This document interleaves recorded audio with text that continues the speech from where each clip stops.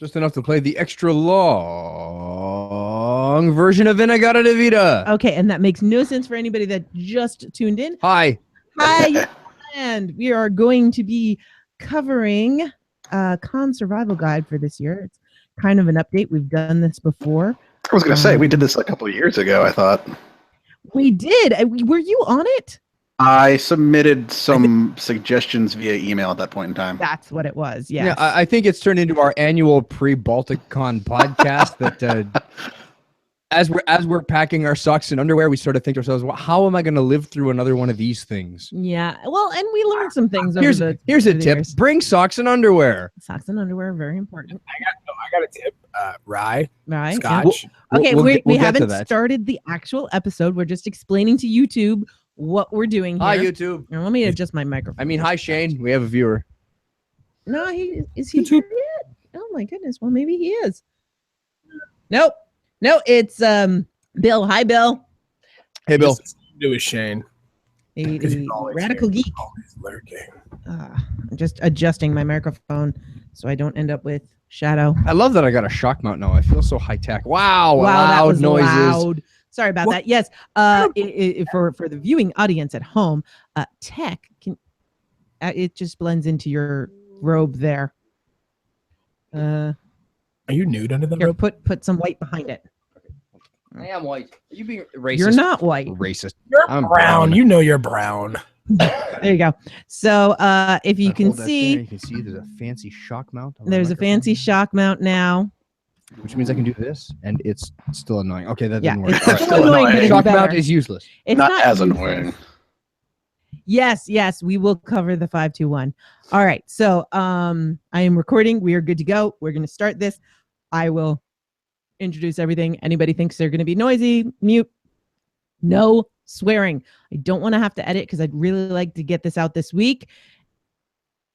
And Jackson will kick you in the butt if you swear. Don't. Hey. I am QA over here.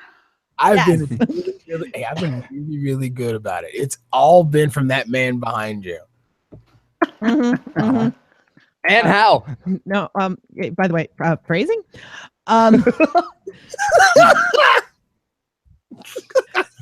And boom goes the dynamite. That was on you. I Okay. still wasn't.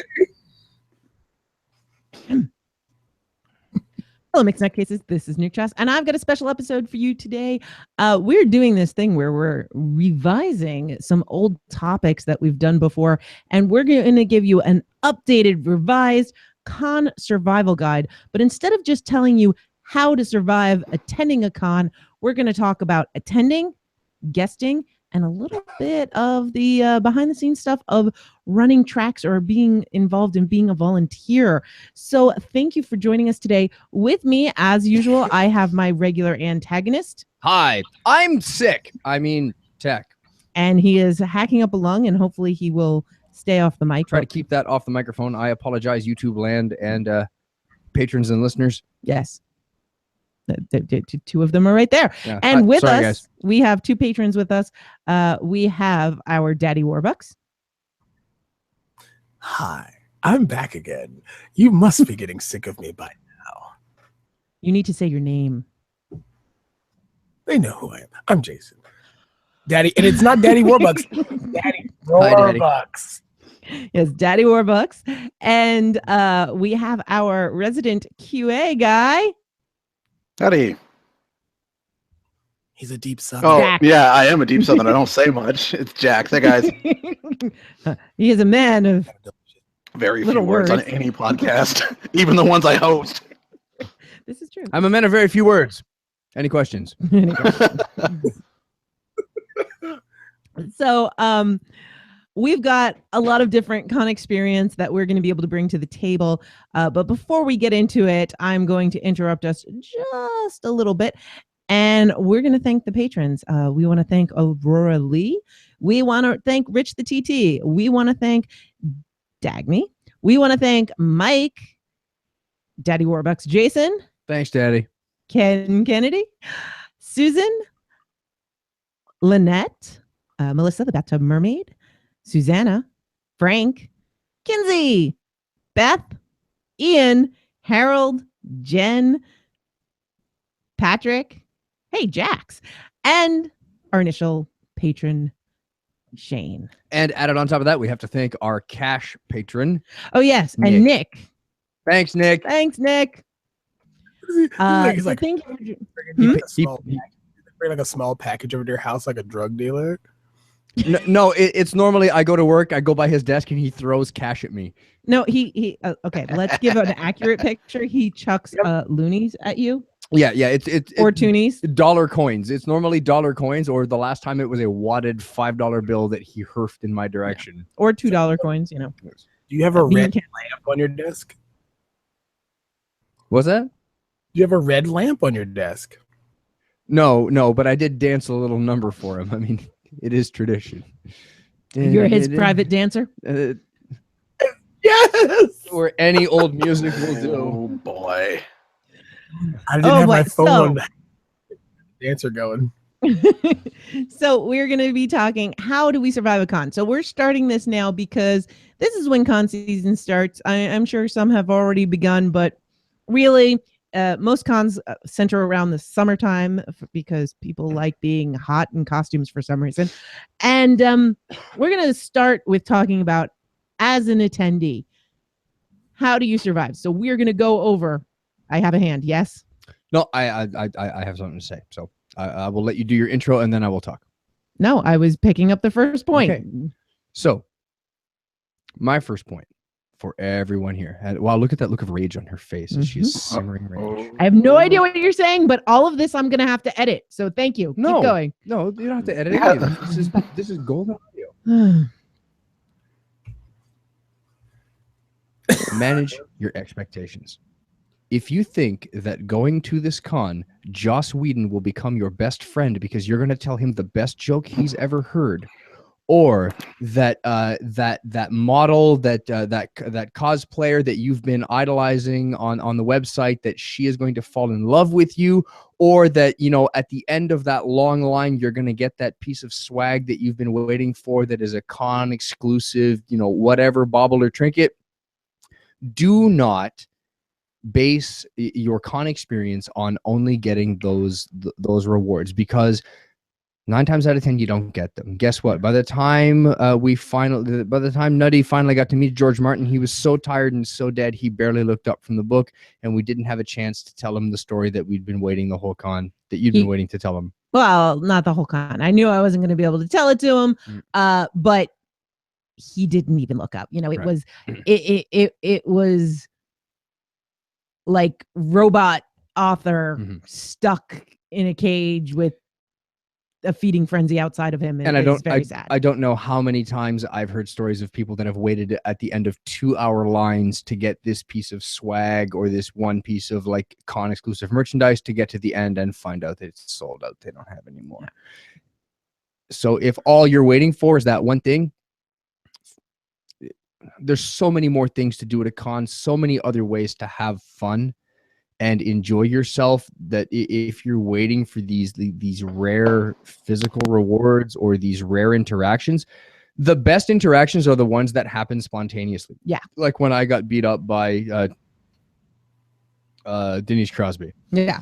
Or at like the first HowCon. Or like at my first and only Dragon Con, I met LeVar Burton eating a hot dog. Yeah. Or all the poor saps at HowCon that year that couldn't get into the con because they had overloaded the amount of people, and there were too many people for the fire marshal. And while waiting on the line to get their refund, had Doctor Who come out and greet them and talk to them. Which Doctor Who was it? Davidson. Oh, Davidson. Yeah. Peter Davidson? Yeah. Peter Davison ended up walking the line outside the venue when the fire marshal shut the convention center down. Yeah, he walked the line and shook hands with everyone and stopped for photo ops and said, "I'm sorry, sorry you guys can't get in. It's so horrible, but here, let me make it up to you." So that's kind of cool. Yeah. Completely unexpected. No. That's the stuff that happens at cons that makes cons worthwhile, not. Okay, well, I'm going to tell my witty joke to the 2 boys from Supernatural, and they're going to fall in love with me, and we'll be forever best friends. No, that's not going to happen. So don't don't waste your time fantasizing about this stuff. It's not going to happen. And the best friends that I've met at cons are just fans that we shared fun stories in the crowd. You know, I have quite a few people that I did not meet through podcasting, that I did not meet through anything else. I didn't know them going into the con, and we just shared some good times, you know, in between panels or whatever. And I still talk to them all the time. Or my favorite is when you run into somebody who has a cosplay that matches yours, and you become fast friends. Dude, it's Jason, you wanted to say something? You talked about Peter Davison, because the first time I found out there was a local con in my hometown called Mysticon. So the first one I went to,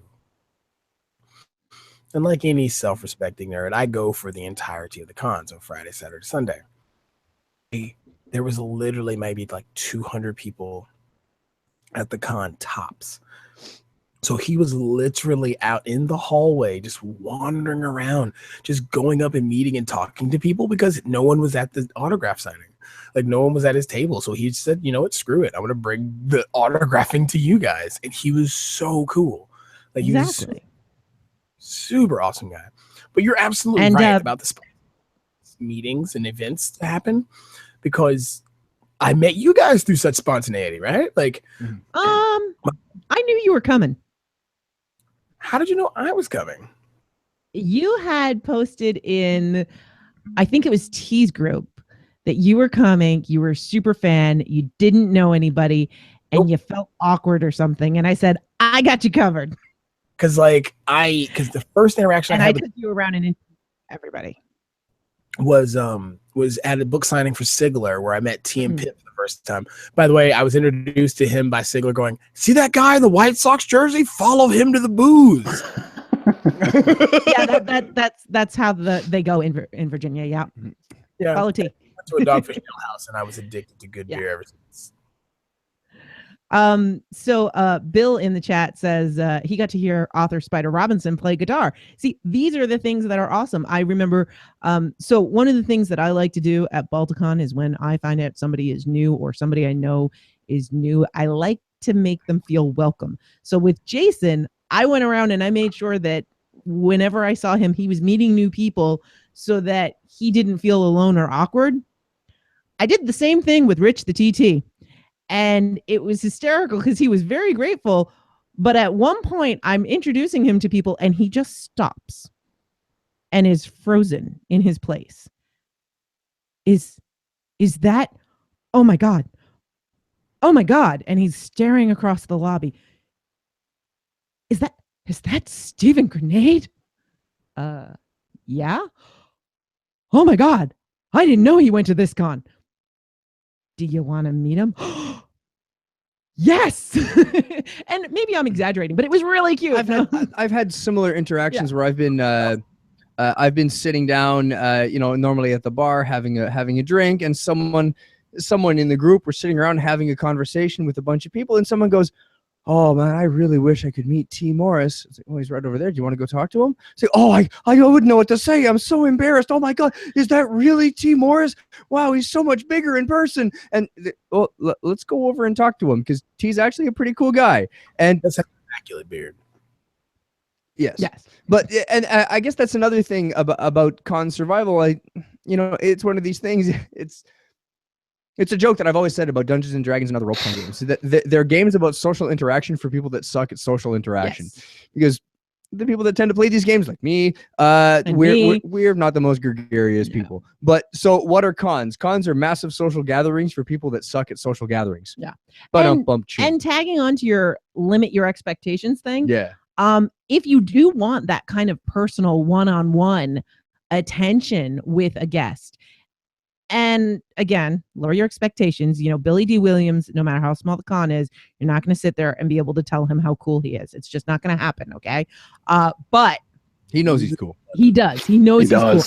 But the smaller the con you go to, the more access you tend to have. The better chance of having more access, yes. Yes. Absolutely. And Jax can tell us, at Dragon Con, if you want to see somebody, you have to stand online, right? It depends on the celebrity or person. If it's someone like, say, John Barrowman, yeah, you're gonna be in line for at least an hour and a half minimum if you're lucky and you got there early. Some of the other big names, I think, when Patrick Stewart. when Patrick Stewart, in theory this year, Stan Lee, those lines are going to be massive.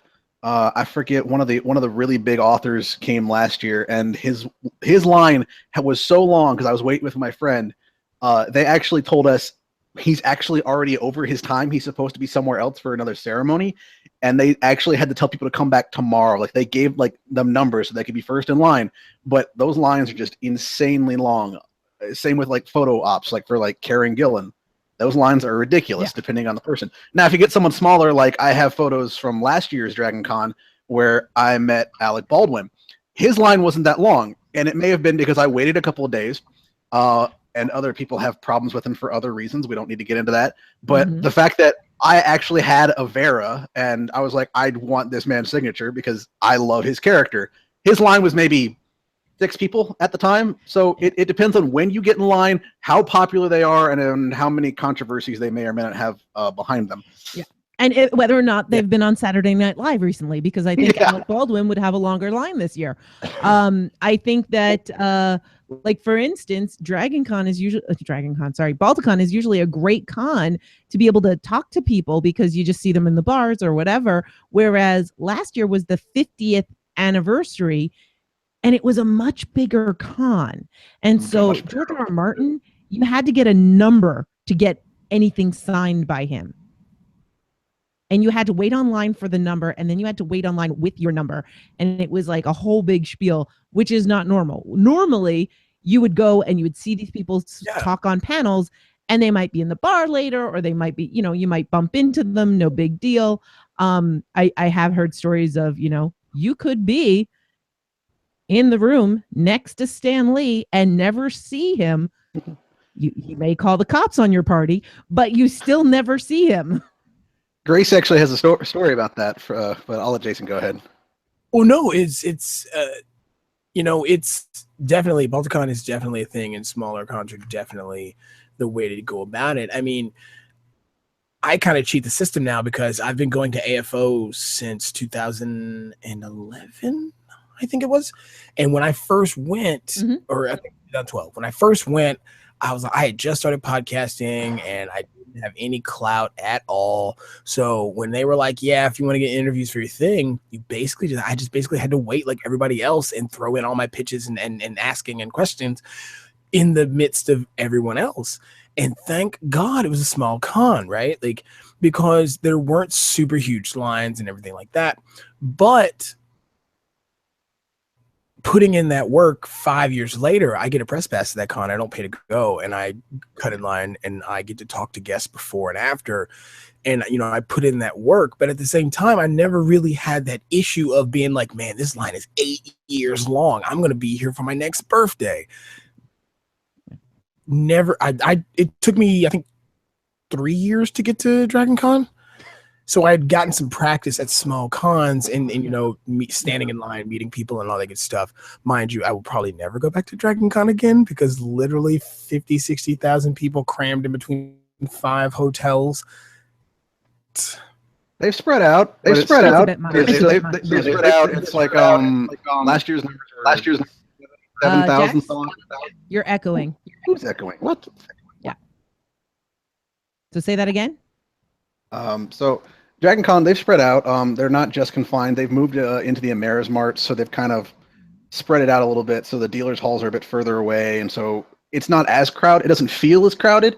At least it didn't last year when they had record numbers of almost 80,000 people. So that makes me that's twice as much as my hometown. Yeah. Not if the fire marshal asks. If the fire marshal asks, it's a cool 50K. No, the fire marshal asks. Which is the about size. 77,000. It's 600 people. There's only 600 here. You must have a problem with your vision if you're seeing 80,000, sir. Yes. So we're gonna get back to the whole interviewing and press passing stuff later, because we're gonna get to that. So we just want to give people I don't want to sour people, but I want people to understand that when you're going to a con, yeah, the guests are there to entertain, but at the same time, you can't expect things from them because it's very difficult for us. We watch these shows, we read their books, and we have these personal relationships, or with podcasts, we have these personal relationships with people that are in our ears, our eyes, whatever. It's one-sided. They have no idea who you are. And that doesn't mean that they won't be grateful, but at the same time, you have to take a breath and just realize the reality of the situation. So the other big thing I want to talk about, and this is essential, we have said this before and we will say it again, it is the 5, 2, 1 rule. Okay? 5 shots of rye. No. 2 shots of tequila. No. No? Okay. 1 shot of Jose Cuervo? No. Tequila makes her clothes fall off. No, stop. 5 hours of sleep a night. 5 hours of sleep every night, minimum. 2 meals a day, minimum. Unless you're military, you can go less. No. 1. I mean, you can just pack 1 MRE, right? Minimum. That doesn't mean you can't take more than 1. If you can, that's awesome. But minimum 1 shower a day. Oh, yeah. These not the are whole essential. con. 1 a day, not the whole con. 1 a day. Yeah, 1 a day, not the whole con. Exactly. So these are essential to avoid con crud, to avoid stressing yourself out, and to avoid making nobody want to stand next to you. Okay, that's very important. It's, you're going to be, you go to the bigger cons, like Jax was describing, 80,000 people in Atlanta. Atlanta, also known as Hotlanta for you people that aren't there, it is not known for its Arctic climate and rampaging polar bears. Okay, it is warm. So 80,000 people jammed into 5 hotels with questionable air conditioning. Guess what happens? People sweat, people stink. Don't be one of the stinky people. If not to mention all the giant cosplayers. Right. Yeah. And then all the cosplayers in the heavy costumes and all the leather and the, the heavy armor and all that. Okay. So it's one of these things that you're absolutely right. And you have no idea how much sleep deprivation and alcohol and lack of food and stress affects your personality. At the last Balticon, I turned into quite the grumpy Gus for a little while. As a matter of fact, I think I yelled at a 13-year-old. I think I threatened to kill a 13-year-old at one point. Sorry. Wow. Yeah. Yeah, that was kind of a bad day. But it was a combination of stress. It was a combination of overstimulation, a combination of alcohol and fatigue and all of these things. Yeah, and not enough sleep. Not enough sleep, sleep deprivation. So you guys get your rest, get your showers, get your food. And by food, I mean, yeah, it's a con. Okay, you're not going to be eating the healthiest stuff on earth, but try to get some healthy food into you. If you're eating nothing but bad carbs and bad calories, it's not good food for you. Get the things that fuel you. So 2 years ago, you're living on Hot Pockets. It's okay. if you're at a con, you're living off Hot Right, Pockets. but 2 Red Bulls and a Dr. Pepper is not lunch. No. What? It's not? Oh, no. Sorry, I need to rethink So that. I think it was 2 years ago. I ran myself ragged. I was on too many panels. I was doing too many things. I was planning a big memorial. I did not prepare myself properly. I did not get my 2 meals a day. I got the 5 and I got the 1, but I was not getting the 2. And it was the year that I came home. That was a really rough year, though. Legit. It was a really rough year, and it was the worst year for me to deviate from the 5-2-1. And I came home with such con crud that it took like a month for me to recover. By con crud, of course, we're talking about the cold that everybody gets at Yeah. cons because infectious diseases spread like wildfire. Yeah, you're all sharing the same germs. If you want to know more and you're going to Balticon, check out one of the SMAR panels. Oh, and by the way, while we're on the topic of infectious diseases and giant crowds of people, ladies and gentlemen, wrap it up. Okay, guys? Yeah. You guys are going to be meeting lots of sexy people. You're going to have lots of sexy fun. Wrap it up. Okay. Because you don't want to come home with something extra. Yep. And we're not going to go into detail there, but if anyone has any questions and you're embarrassed, send me a private message, or Mhm. there are many places you can go. Send one to me. Yeah. Yeah. No, don't send one to Jason. Don't. Yeah. No. You know. So these rules are really important because you will get sick.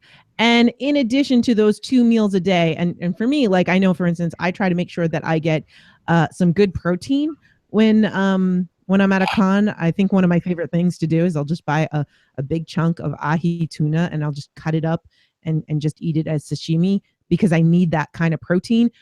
Find out what your body is fueled on, and that's what you need to eat. What's that one restaurant we always find next Noodles. to Noodle and Company. Oh, yes. Noodling Company. How much do I love your giant bowls of protein? Yes. Oh. Some noodles, some protein, and all of that. And Hangover food. yeah. It's actually, really good stuff. Mm. So I love these are really important. In addition to that, make sure you've got snacks to keep you going. I like to keep trail mix. Bring yourself some granola bars, anything that you can keep in your pocket that isn't going to attract ants, and that isn't going to fall all over the floor. Bring it with you, keep it with you, and keep going. And hydrate. So with that, while we were talking about super sexy people, another point that we have to bring up every year here at this point is that just because you're cosplaying as a character does not mean that you are personally embodying all the traits of that character. And especially when it gets to the point of somebody playing a super sexy character in a skimpy costume, anything else about that cosplayer other than the fact that they're wearing that costume. Cosplay does not equal consent. Yes. It does not mean that you get the right to approach, touch, or talk to these people in any sort of way other than the words, hey, man, that's a cool costume. And if you think that because that cosplayer is wearing something sexy that you have the right to touch them or approach them in an inappropriate way, think again or just don't go to the con. These people work hard on their costumes. These people work hard on that, and they don't need that kind of attention, and you don't need the police rap sheet that you're about to get. Or if you're anywhere within, let's say, 100 yards of me, the unholy beating that I am about to give upon you if I find you sexually harassing anyone at a con. It's just not right. It's just not required. Go away. The only I don't need you at my cons. And it's when I jump on tech. Boom, phrasing. There's photos of that, by the way. Yes. So as Tech said, cosplay does not equal consent. And I understand a lot of us, we're socially awkward, and it's, wow, I see this really great costume. They're dressed as my favorite character. Oh my gosh. The best thing you can say to a cosplayer is, can I take your picture? Even if you just want to talk to them, but you don't want to be creepy, because please don't be creepy. Just, can I take your picture is a great opening line to, and then you can say, I really love that character. Pinkie Pie is my favorite pony. I love what you did with the horns. There's no horns on Pinkie Pie. Sorry. I love what you did with the ears and the cutie mark and yada, yada, yada. And it's a great opening move. And if you ask the cosplayer, can I take your picture? They're going to pose for you. They're going to give you their best side, and they're going to get comfortable in front of you. That's what you want. You want people to be comfortable. And, have realistic expectations here, people. That's probably the limit of your interaction. Yeah. These people have lives outside the con. I'm sorry. And we're just as socially awkward as you are. Right. But guess what? You know what? I had a huge crush on Sailor Jupiter. When I see the Sailor Jupiter cosplayer and I say, hey, that's a really good Jupiter costume. Can I take your picture? I don't get to take her home afterwards. And nor should I expect that to happen. Yeah. Unless it's Nutty in a Sailor Jupiter. Oh my God, Nutty. Can the wheels in Tech's head are now turning. I know, right? Oh my. It was the brown. But another thing about cosplayers, butts on the floor, photos no more. Wait, what? What? It was a good Tumblr. It was basically what they came up with. If the cosplayer is pretty much they look like they're done, they're sitting like on the floor, they're kind of, and the phrase that Tumblr came up with was butt on the floor, photos no more. So, okay, be mindful that you're not the only one that's probably wanting a photo with, this cosplayer. Yeah, they've probably worked on this thing. I know for Dragon Con, some of these people have worked on this thing all year. Like Dragon Con was done, they took maybe a week or two off. They started working on their next giant build, and they're in like they're in the contest, or this is their debut of it, and you're probably the 800,000th person asking for a photo. And like we said, there's 88,000 people. Not a lot of room. It's hot. They're tired. They need some rest too. They are people as well. And remember, this is exactly specifically for Dragon Con. That's Georgia in the summer. Like, it's Labor Day weekend. You also have all the footballers in town. Oh gosh. So yeah, that's really important. Thank you for that, Jax. You have to remember that these people have put a lot of work into this, and this is something I want to also add.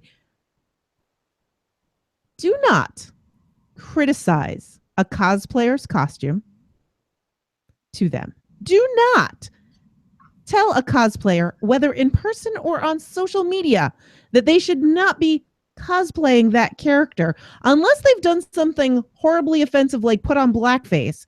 I don't want to see people saying, "Oh, she's too fat to be Motoko," or that's too fat to play Wonder Woman, or or how dare you try to play Big Bertha when you're only a size 2, or whatever why is a woman trying to play Han Solo? No, you compliment them or you shut up. Yeah, your mom put a lot of work into this. You were 4, and your mama told you that if you had nothing nice to say, you say nothing at all. Yeah. I think it's time that we all remember that advice from our beloved mamas, and just sometimes be quiet.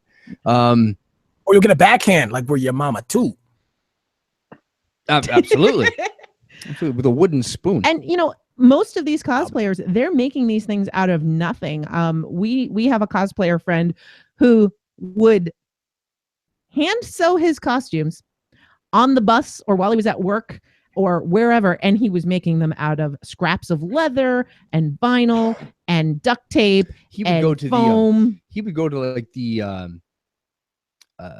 what was it? Not the Salvation Army, but it was like your local thrift shop. Yeah, Guy Frenchie's. Yeah, so he would go to your local thrift shop and buy $2 hoodies, and he would combine the fabrics together to make hoodie costumes. Yeah, and I think his best one is he did DJ Pony. Yes.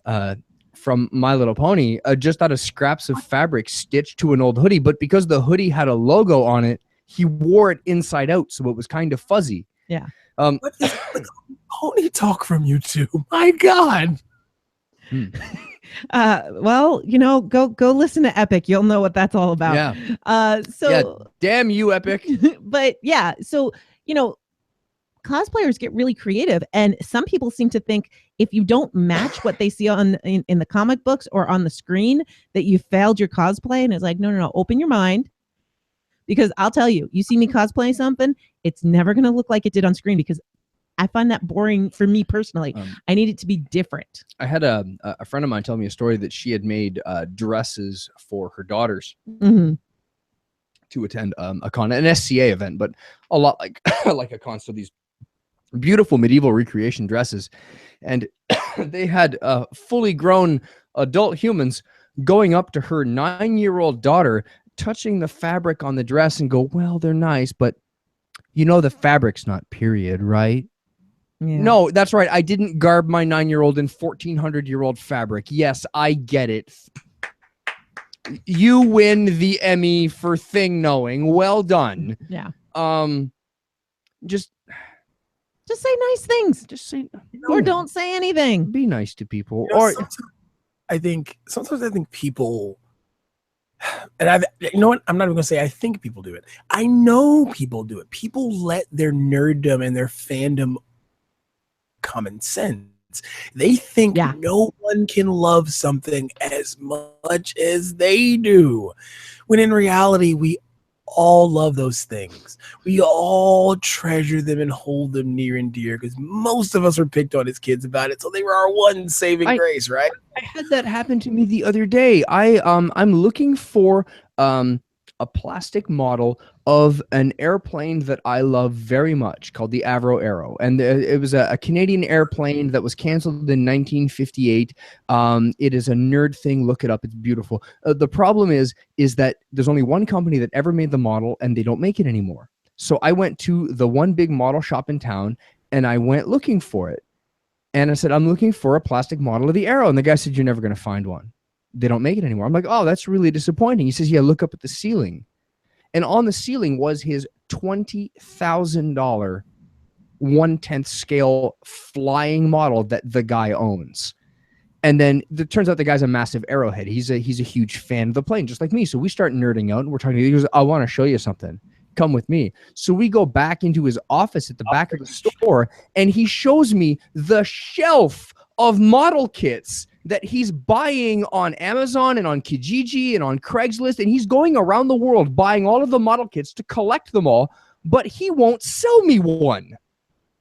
Yeah, you're never going to find them because I'm never going to find them because he's all. the one buying them all. And he shows me this huge shelf of model kits that he's got, and he's bragging about how I own 7 of that one, and that's the Mark II model kit that had the better resin, but I own all of those, and then I own all of that, and I own this rare thing and that rare thing. I'm like, can I buy one? No, man, they're not for sale. That's my collection.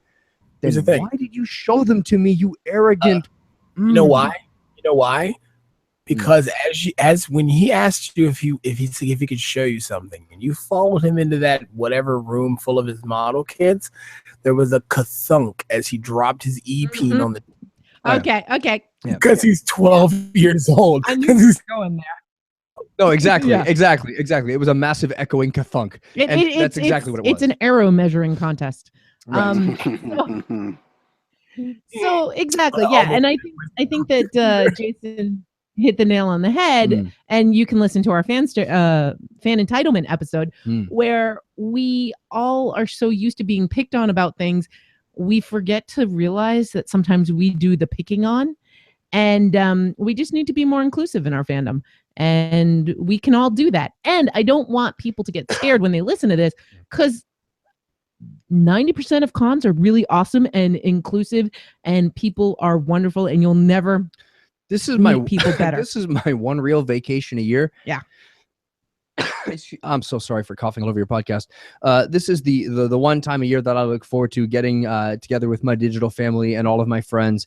And I drink way too much rye. I have way too much fun. And I hang out with all of you, and you're the best people alive. I thank all of you that I meet every year, and I look forward to meeting the people that I haven't met yet, and hope to meet again. I mean, it's great. It's just you have to add a dose of reality. It's way too easy to build fantasies about how, I hope Nathan Lowell's coming this year. I'm going to tell him the story about how the Army's a lot like the Navy, and he's going to be my best friend, and we're going to have this long conversation. And well, guess what? He's got his own expectations and own things that he wants to do at the con this year, and maybe I won't even get a chance to talk to Nathan Lowell. So, but if you do, it'd be awesome. But if I do, it'd be awesome, because Nathan Lowell's a really cool guy. Yeah. And I really hope that Jason brings more mix this year, because last year he was mixing my rye with this really disgusting fruit punch stuff, and I drank it all down because I had to, because I had nothing left, and that made me a grumpy Gus. But hey, maybe he won't. Maybe he will. So here's my next thing. That brings us, prepare your room. So. And we've been very spoiled. The old location for Balticon was across the street from a grocery store. So anytime we needed more things, we just went across the street to this amazing grocery store. Not so much this year. As a matter of fact, there are no grocery stores within walking distance. Not in the Inner Harbor. Whoa, there's no grocery stores, but there is definitely a liquor store. Yeah, there was definitely liquor stores. We found it. Yeah. Oh, yeah, you'll find it.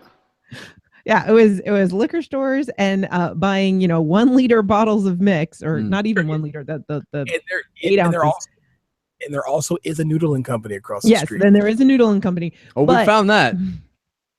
So the plan for us this year is, before we get to the Inner Harbor, when we're still in like Maryland, we're going to stop at a grocery store. We are going to stock up on the food and the things that we need for our hotel, including mix and other sundries. And we're going to make sure that we are supplied, so that no matter what happens, if I can't get out to get a meal right away, I can run back to my room and I can have some food. Right. And, same thing with all the cosplayers out there, bring a cosplay survival kit. Yes. Hot glue gun, sewing kit, extra fabric, extra foam, whatever little pieces that you need, extra buttons. Base layers, extra. You want something. Now, this is a cosplayer top tip. You want something between you and your costume. Okay? But it's hot. I understand it's hot. Trust me. You put a base layer between you and your costume, and you can Your change skin that will base thank layer you. and wear the costume again. What'd you say, Jax? Your skin will thank you. Your Yes. skin will thank you, and people around you will thank you, and you'll get to wear your costume longer, and you'll get to wear it at a second con. Right. Because, Sailor Jupiter cosplay, amazing. Sweat stained Sailor Jupiter costume, Not so not amazing. so amazing. No. So, yeah, wear a base layer, change. Sailor layer. Jupiter that got ringworm because they didn't wear a base layer, not Gross. so great. Ugh. Yes. Nobody likes staph infection Sailor Yeah. Mars. No. Also, from personal experience here, for those people who are not cosplayers but cosplay photographers, take into consideration one, what they're wearing, everything else, but you also need to take into consideration, are you prepared to take the photographs that you want to take?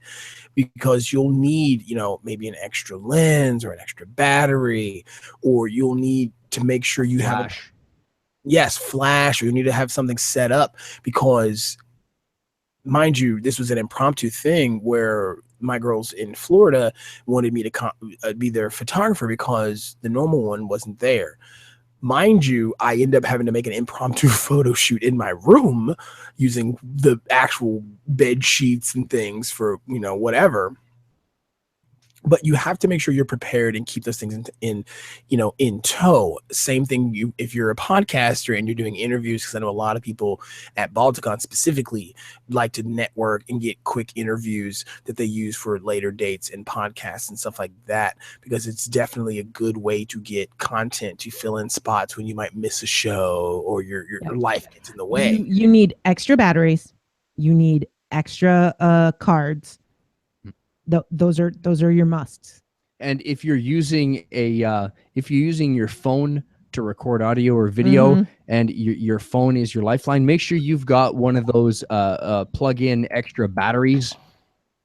Yeah. Battery packs are your friend. Oh, absolutely. Yeah, having extra batteries, not just the one that, my battery's dead, I need to recharge it. If you've got a camera or a recorder, you better have a backup battery. And it's really funny because Bill in the chat says, that reminds me, I need to recharge my video camera batteries. Exactly. Exactly. And also make sure that you've got an alternate, because there's nothing like that one rare chance. I remember when we worked at the community radio station in Fredericton, CHSR 97.9 FM, your source for campus and community radio, that they would, we sent a guy to a big metal show. I think it was Slipknot. I don't know. Was it? Anyway, the guy got to meet like this big, like they play stadiums, like world level heavy metal band. And he set the microphone down on the table and only pressed record once, not twice. Yeah. So the one chance he had in the world to interview this metal band, nothing was recorded. Yeah. Okay. A live interaction to have everything you have planned fail. So always have a backup. Always have a second recorder of some kind, like your phone or even like a cheap tape recorder. Whatever you've got, always have something back up. So before we go on, because that makes me want to talk about a couple of things as being a panelist. By the way, you notice we still haven't heard Nutty Bites live from last year. Yeah, that's one of the problems. What happened to Nutty Bites from last year, Nutty? I plugged into the mixer, and the microphones that were supposed to be on were off, and the microphone that was on was the audience mic. Oh. Yeah, it was pretty bad. We're still working on trying to salvage that audio, but that was a good session. I wish we had audio from it. Thank you. I'm not being helpful. So what, Tech? No, Tech clawed at me. He clawed at my soul, saying as Nutty, you got a wonderful tidbit from Can't remember if it was Yamakan or Mac. Richard Epcar, Yeah, you got one from Okay. Richard Epcar, St. Peter. but I met Richard Epcar years before. I think it was like We'll get to that. Hang on. We're not there yet.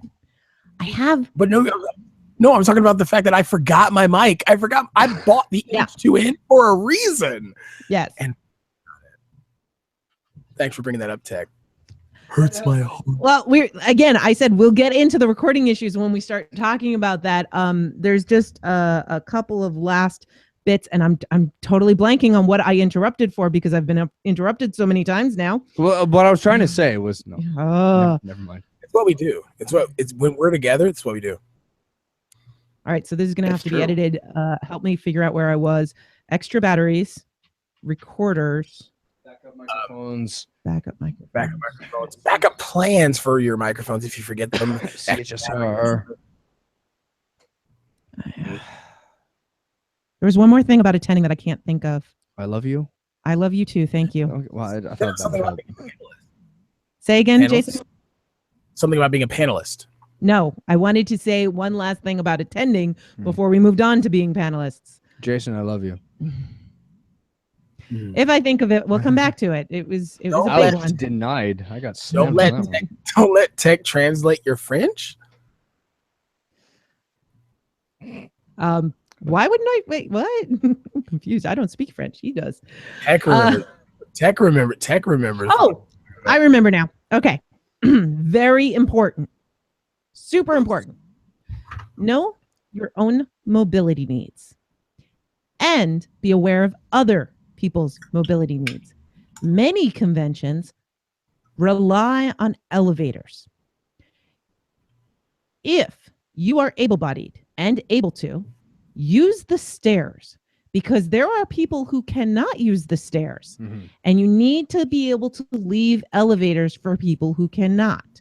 Oh my If God. you can't use the stairs, do not feel guilty about using the elevators. They're for you. You are entitled to them. Do not feel guilty about needing any mobility devices while you're at a con. They are for you. But, you be aware of yourself and your surroundings. But it's very important. One of the things that is very frustrating is when you're running up and down the stairs and you see people waiting at elevators going up and down with one or two people in them. Meanwhile, there's people who have walkers that are waiting and they can't do anything. Or you've got somebody who is, I believe it was a blind lady who had nobody with her and couldn't find her way out of the hotel because the convention was on the 5th floor. Yep. And she needed to get to a taxi. So and I excused myself from the panel and I got her to the lobby and I made sure that they were able to hail her a cab and I made sure she got home safe. Yeah. I'm sorry. The best thing about these cons is that it's a group full of people. So if you can be a nice person, be a nice person. If somebody needs a hand, give them a hand. Yeah. Whatever you can do. Somebody drops something, pick it up for them. Someone's lost, try to give them directions, or at least find a volunteer who can help them get where they're going. And that that I think is one of my favorite memories from last year's cons was this blind woman needed help getting to the lobby. So I got to have a conversation with her. And, as soon as she pulled out the cane and she had her hand around my arm, everybody just sort of parted ways, parted in front of us. And I was able to walk her out to the lobby. And it was a fun conversation the whole time. And I got to help somebody. Yeah. What better feeling? Turning the dirt. What'd you say, Jason? I was making a really bad joke about if she turned into Daredevil or not. She was the woman with no fear. Oh, yes. He was escorting Daredevil out. She was totally faking. Yes. And I was kind of mad that I got to miss Jason's rap debut. Yeah. I only caught the tail end of it. It was during that. Yeah.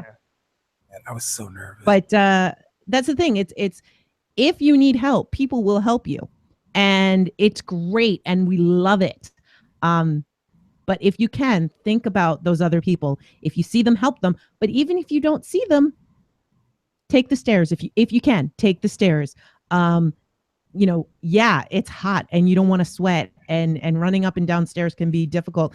And if you're at, say, Dragon Con, I don't think you can take the stairs all the way up to the 25th floor.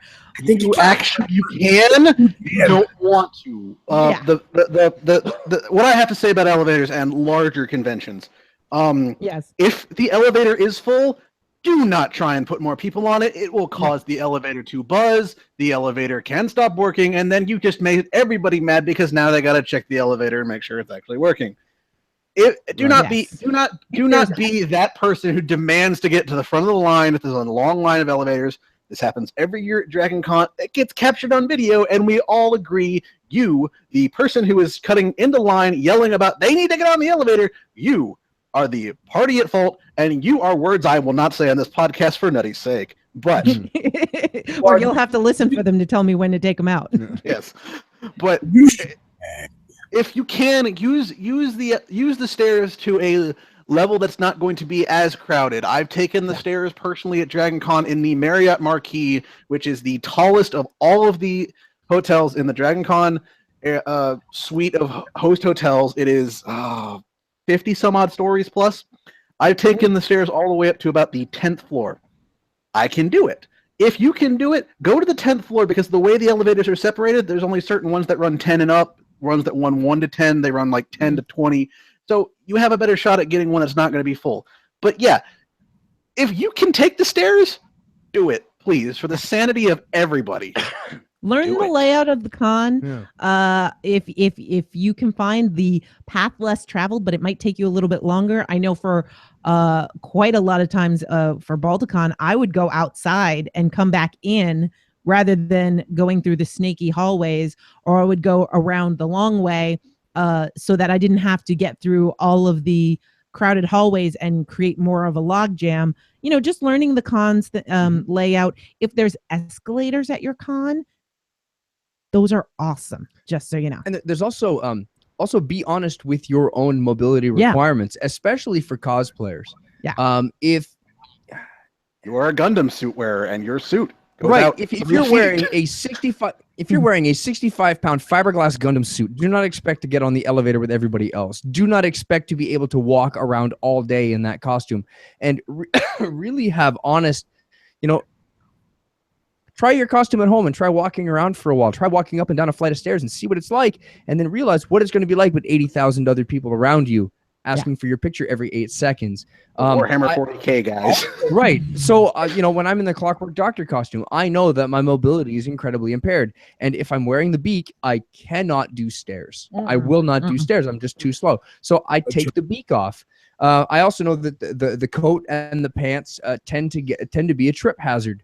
So I really have to watch where I'm fully costumed and where I can take parts of the costume off. Any heavier, and I want to make like full armor costumes and stuff, but Maryland in May is pretty hot. I can only imagine how hot Atlanta gets in September.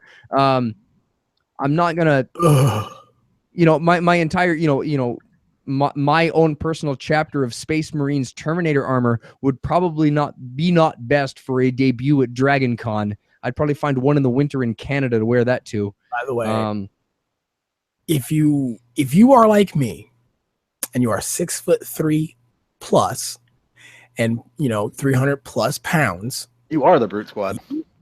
Use that to your advantage. People will get out of your way. So if there are people that are, some elderly people who have been coming to Balticon or whatever for years, need help getting through a crowd, be the bully boy. They will get out of your way. Part the sea for them. They will thank you for it, and you'll feel better. And also, most of them can't see where you can see. So utilize that, okay? Seriously. Don't think of it as, well, that's somebody else's problem. Somebody will take care of them. Above average, bro. Be that change. Yeah. We're all part of the community, and we need to help each other. So I think the last thing I want to talk about for attendees is I want to talk about I keep having brain farts. The volunteers. I'm not drinking. Stop. I am. Be nice to all of the volunteers, to all of the staff, to all of the people that work at the hotel, who's working at the con, who's volunteering for the con, for the guests, everything. Most of these people are not getting paid. They are giving of their time. And even if you think, oh, they're being snotty to me, they might just be tired or frustrated and overworked. Or have an itchy resting face. Nice. Or just have a resting snotty face. Yeah. So be as nice as you possibly can, because it's a hard thing, and they have given of their time for you. Here's a little inside baseball for you. Most of the people you see on panels, their tickets were comped, and that's about it. The guests of honor are the ones that tend to get their hotels paid for, and they might get an appearance fee depending on how big they are. Especially at smaller cons, a lot of times they're just paying for them to get there. So you need to realize that. The other inside baseball is for big media guests. Normally, those fees for autographs are how the con pays for their appearance fee, and it's how they get them there. It's not them being stingy. It's how they pay for them to come. So don't try to ask your media celebrities for autographs outside of those autograph sessions. And also note that and then we can move they on don't to always set that price. That price is sometimes also set by their handler, their agent. Usually they don't have much, or the con. But it's not the celebrity who, okay, maybe if they're William Shatner, but most of the time it's not set by the celebrity, and the celebrity knows, like, you can talk to them pretty much for free. Your time will probably be cut a little bit short, but you can usually, if there's not a huge line, just sit there and chat. I know Grace talked with, before he got really huge, Sean Astin and McCoy.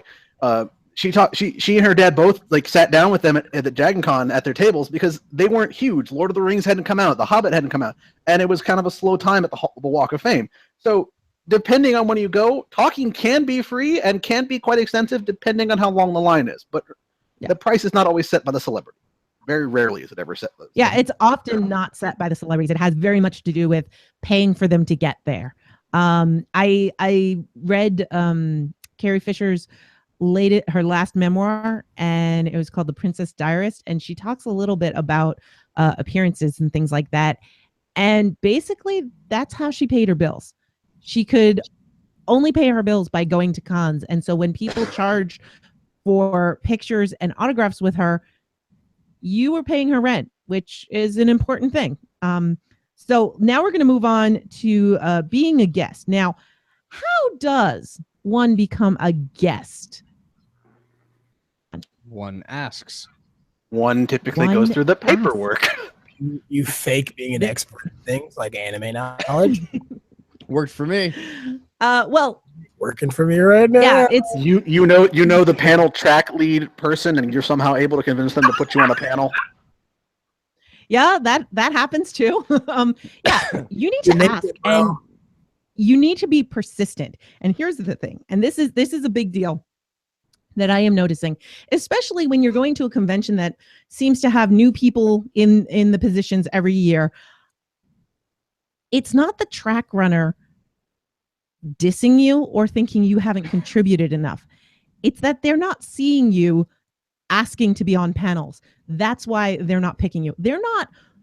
Most cons, they're not looking at these panelists and thinking, oh, I should put this person on that and this person on that and this person on that. What they need is you to say, I'd like to be a panelist. And when you ask to be a panelist, suggest topics. Okay, can I? When you contact the con, you need to say, I'd like to be, I can offer these things for these panel tracks, and here are some panel ideas that I have. If you give them panel ideas, they'll likely put you on them. As a matter of fact, you may be the only person on them, and you have to find other panelists. But get involved, ask around, ask what the other panels are, and kind of be a nudge. So I'm going to play some real inside baseball here, given that I am now the newly anointed anime track lead for Balticon this year. The deal, to quote Stephen A. Smith from first date. For those of you out there who be thinking, hey man, I would love to be on an anime podcast, blah, blah, blah, blah, blah.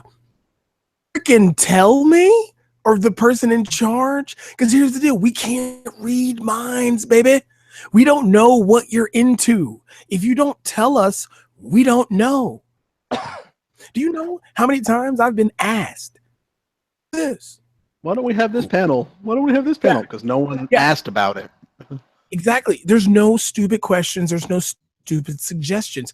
Because if there is one person who likes it, there's more. And if you think, oh, but I haven't written anything and I haven't done anything to deserve to be on a panel, like nobody's going to want to listen to me because nobody knows who I am. Well, that's when you got to listen to my boy Jason, because he was on panels before he had a podcast, I think. Anime panels, yes, I was. Yes, you were. And that's the thing. If you know about something and you are passionate about it, you have something to offer. You can go out there and say, this is what I know about. This is what I can bring to it. Because we don't want to see the same panel with the same faces every single year. That's boring. So you need to liven it up. You need to bring some around. Bill says in the chat, another thing is, find your local cons and put yourself out into the local scene. If you've got a con locally, absolutely join that organization that puts the con on. If I lived in Maryland, I'd be part of the Baltimore Science Fiction Society. Absolutely. And I'd be involved as much as I could be. We'd probably be on the board. We'd probably be planning this thing, and we'd be pulling our hair out year round. And everybody would hate us. And everyone would hate us because that's just the type of people we are. You know, we joined a community radio station, and within a year, you were on the board, and I was on the executive. We joined a martial arts club on this base, and now I'm the president of the club. Funny how that happens. I'm testing for my black belt in a month, and you are probably soon to become the secretary treasurer. Yeah, I know. No, no. But if I could tell a story from last year, go ahead. We had a guest at Balticon last year who was on all the military panels. He had experience. Oh God, no, Ted, please don't. Years ago, yeah. Please don't, Ted. Please don't name names. I won't name names. But it was a disaster. He was sexist and misinformed. And did you say the H word? He said sexist. That rhymes with you're breaking up, dude. Oh, can we say the word that rhymes with schist, sort of? No, he was sexist. I don't know what word you're saying, but we're not doing that. No. So anyway, this guy was bad, and he starts off as one of the panels was on militaries of the future and how they would look, and he's the only panelist, and he gets up there and he's it's how to write believable militaries, and everyone in the room is a military buff or a historian of some kind, and he starts off his whole thing with, well, you know, they talk about military intelligence being a bad thing, and he starts off with these canned jokes and this bad informed stuff, and you could see all the vets putting up their hands in the audience to just start to correct him. And near the end of his panel, I said, you know, the only thing that I like more than writing about the military, or, you know, being in the military, is talking about me being in the military. So if you would like to know more about what military life is like, I'll be in the bar after this. I drink Ryan 7. Come find me. Within 15 minutes of the end of that panel, I had a bigger crowd around my table than he had at his panel. Ouch.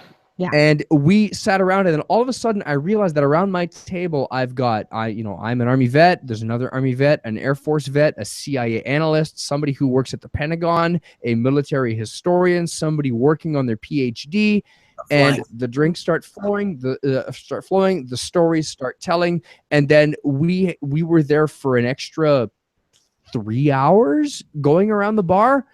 Needless to say, we got rather drunk with those fellows.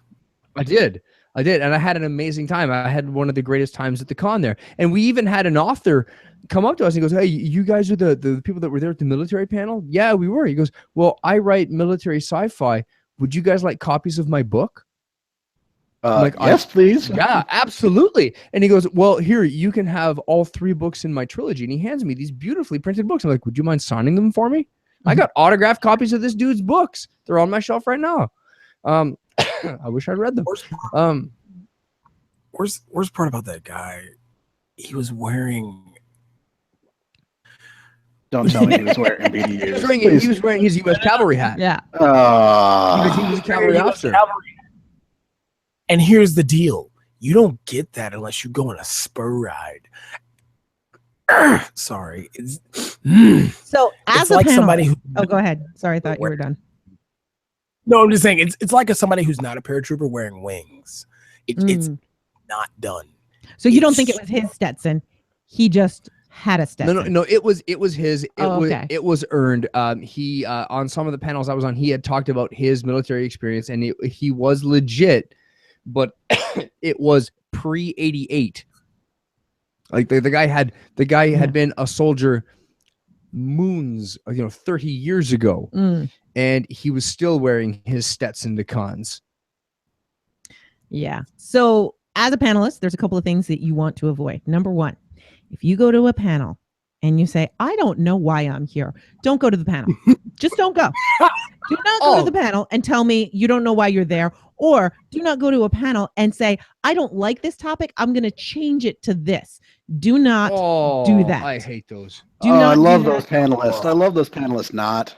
By the way, yeah, because you are alienating your audience. You do not want to alienate the audience. If you're a moderator, you don't get to change the panel. Okay? Been there, If seen you went that. to the panel, and this happened to me last year, I suggested a panel. I gave a full description of what the panel was. When I got to the panel, I realized everybody who was in the audience and everybody on the panel had a different idea of what the panel was about. My idea panel was about having the listener in mind while creating the podcast. What it actually was a panel for people who are fans of podcasts and for listening to podcasts. I had to change gears. I couldn't keep the panel about what I had put as the panel idea. Even though it was my panel idea, that's not what people were there for. Were you not put as the You moderator? got to switch gears. And, Were you not put as the moderator? No, because I wanted to talk about the topic. But that's okay because the audience was there for a different idea. That's fine. You switch to what the audience wants. They're the ones that are coming to your panel. It's not about you. It's about the audience. It's about informing them. So you need to make sure you're doing that. You need to make sure you're not talking over your fellow panelists, which I saw an egregious thing happen at New York Comic Con happen. You don't want to do that. You want to make sure everybody gets a chance to speak. And if you're all talking around and somebody hasn't spoken in a while, and even if the moderator doesn't point it out, you might want to go, I'd love to hear from Jax. I mean, he's been kind of quiet lately. See, this is where all of you note- have a disadvantage. Have me at a disadvantage. I have actually never been on a panel. That's okay. I came close last year before I had ended up having a conflict, so I dropped off of it. The Tolkien track had Tolkien lore and video games, in which I would have probably been the only one on the panel which didn't have an issue with Shadow of Mordor and its non-canon issues. But I have my father-in-law and my wife Grace, and my father-in-law Doug. Doug used to do his own fan film panel for the Tolkien track, and he stayed on track. He always had he had his list. But Grace has been on panels where basically panelists and moderators have tried to hijack it to this is what I want it to be. It's like, that's not what the panel description is. That's not what about 85% of the people in this panel were expecting.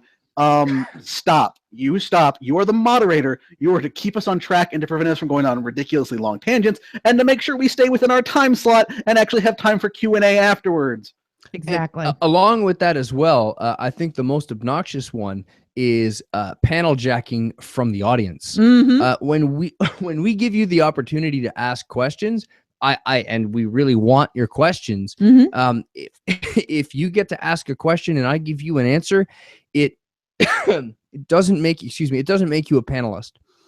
And it doesn't mean that you automatically get the next question and the next question and the next question. And if you start butting in from the audience, thinking that you're now a panelist because you got a chance. No, don't do that. No, it's you get a question. And I've done it myself. I've panel jacked a friend of mine's panel, and I felt really, really bad for it. Sorry, Jason. I was gooned, and it was midnight. That was a good time, and it was definitely a hentai panel. But either way, yeah, absolutely. I was totally there at a hentai panel. But don't panel jack. Like if you're there in the audience and you get to ask a question, and please ask questions. That's what they're there for. They want to hear your questions. They want to give you the answers. But do not think that entitles you to any more. Yeah. So Bill says in the chat, been there, done that. It's on video. So I want to move on to the next bit is moderators. Okay. Here's the thing. Every panel is supposed to have a moderator. If you are the moderator, your job is to not be the one speaking. You're supposed to be corralling. There we go. You're supposed to be corralling people. You're supposed to be keeping people on topic. You're supposed to active listening. Yeah, do the active listening. You're not supposed to be the one presenting. And so the old joke is everybody gets to a panel and says, "Who's the moderator?" If you say who's the moderator, you're the moderator. Now, there are caveats. For instance, Nutty Bites. I'm listed as the moderator. It's my podcast. I'm going to talk. Okay. It's named after me. I'm going to talk. Things like that. Moderator Nutty. It's your show. That's why I put you as the moderator. It's your show. Me and Tech are just slaves in your giant web of intrigue and plot. But on a general, like, for instance, I'll just use podcasting 101 as an example. The moderator is not supposed to be the one presenting. They're supposed to be corralling. They're supposed to be keeping people on track and making sure that we have time for Q&A at the end. And that's really important also. And a good moderator is golden, and not everybody can moderate. I found out last year I can. That was cool.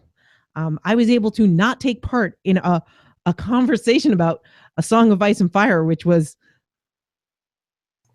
a lot of self-restraint on my part, if I say so myself, which I just did. I watched it. Still pretty happy.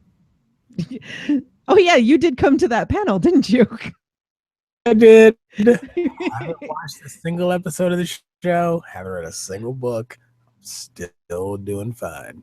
And I was able to manage somebody who was trying to panel jack and talk over other people. So that's really important. So as a guest, you need to be proactive in getting there. You need to be proactive in when you're on the panel. You need to, if you have the ability to listen to panels that you've been on, listen to them and self-critique. Did I talk too much? Did I not talk enough? Did I talk over people? How did I perform? And improve your performance, much like you would if you were on a podcast. Podcasters listen to your own podcasts. So now I want to move on to interviewing. Real quick, Nutty, if I may. Yeah. For both moderators and panelists, particularly if you're at a larger con, I know this is for Dragon Con, there is typically a volunteer working that room. If that volunteer gives you a 5-minute sign, you probably want to stop talking and see if you can get some Q&A. You want that audience interaction. You should pay attention to the volunteer or room person in charge saying, you have 5 minutes left. Listen to them. There are other people outside wanting to go to the next panel, and there are people that don't want to be there or want to get into the panel and have been waiting probably for the past hour, depending on how large your panel room is or how small it is, that they want to guarantee themselves a slot. So be mindful of how much time you have left and how much time you're being told. And when you're done, wrap it up. Don't be like, we got one more question. It's like, no, you have time for one more question? Great. If you have no more time, no more questions. Tell them you can meet me outside at the bar. You can meet me somewhere else. We can continue the discussion outside the panel. You can always meet me outside at the bar. I will always volunteer for that. You know, Jack's way for slamming down the knowledge. That is awesome. Absolutely. Absolutely. And, you know, me and Tech, when we get together, we love being rambunctious and talking over Nutty and being douchebags because we can. But it's also kind of part of the bit, right? Like, whenever we get together, this is what we do, right? Like, simple as that. It's why I get that on the podcast. Oh. We're so much better live. Nope. We're so much better live. But It's a no, lot better live, people. Trust me. and that's why Tech is her, antagonist. It's why I harass Jen all the time, and it's why I forcibly make us argue, because it's a bit, right?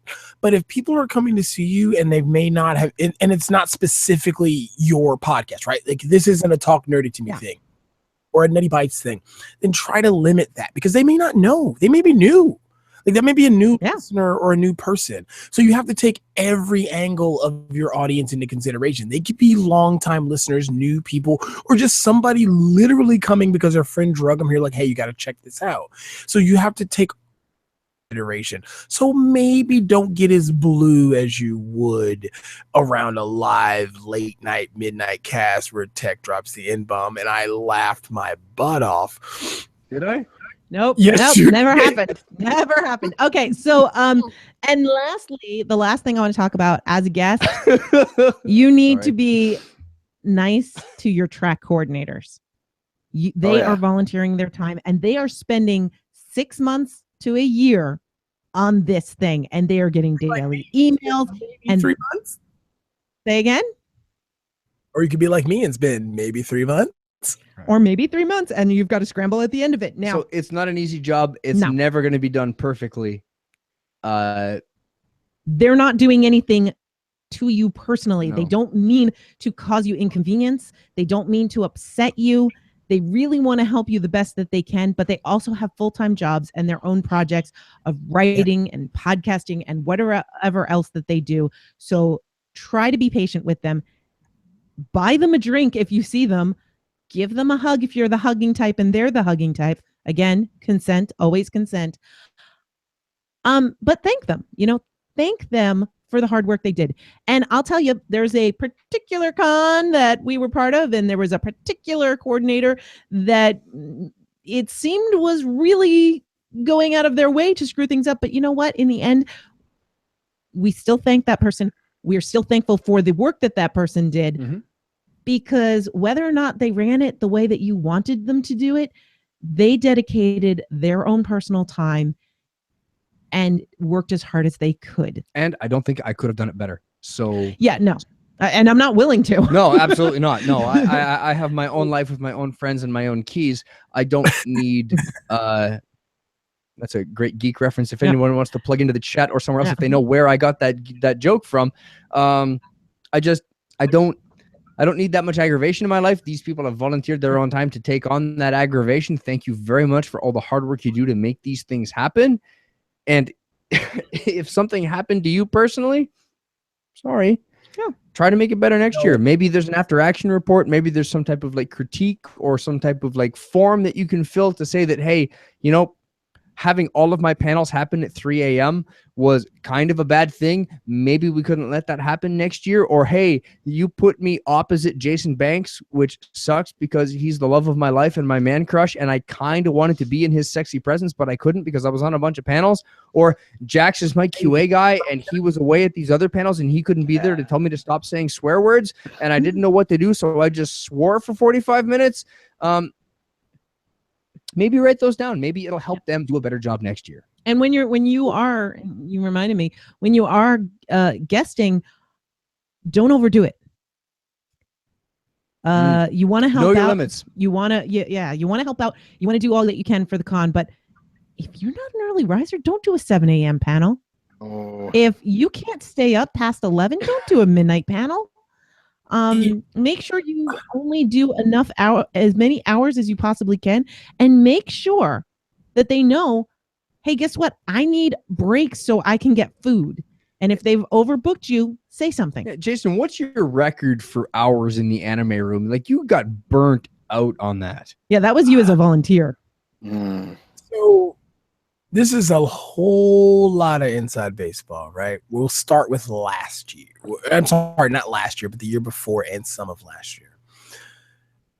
Balticon for the last few years has been short on volunteers, meaning to do a DVD ran anime room, meaning you have to have somebody there to watch the physical disc library and to change the discs. You need volunteers. They haven't had enough.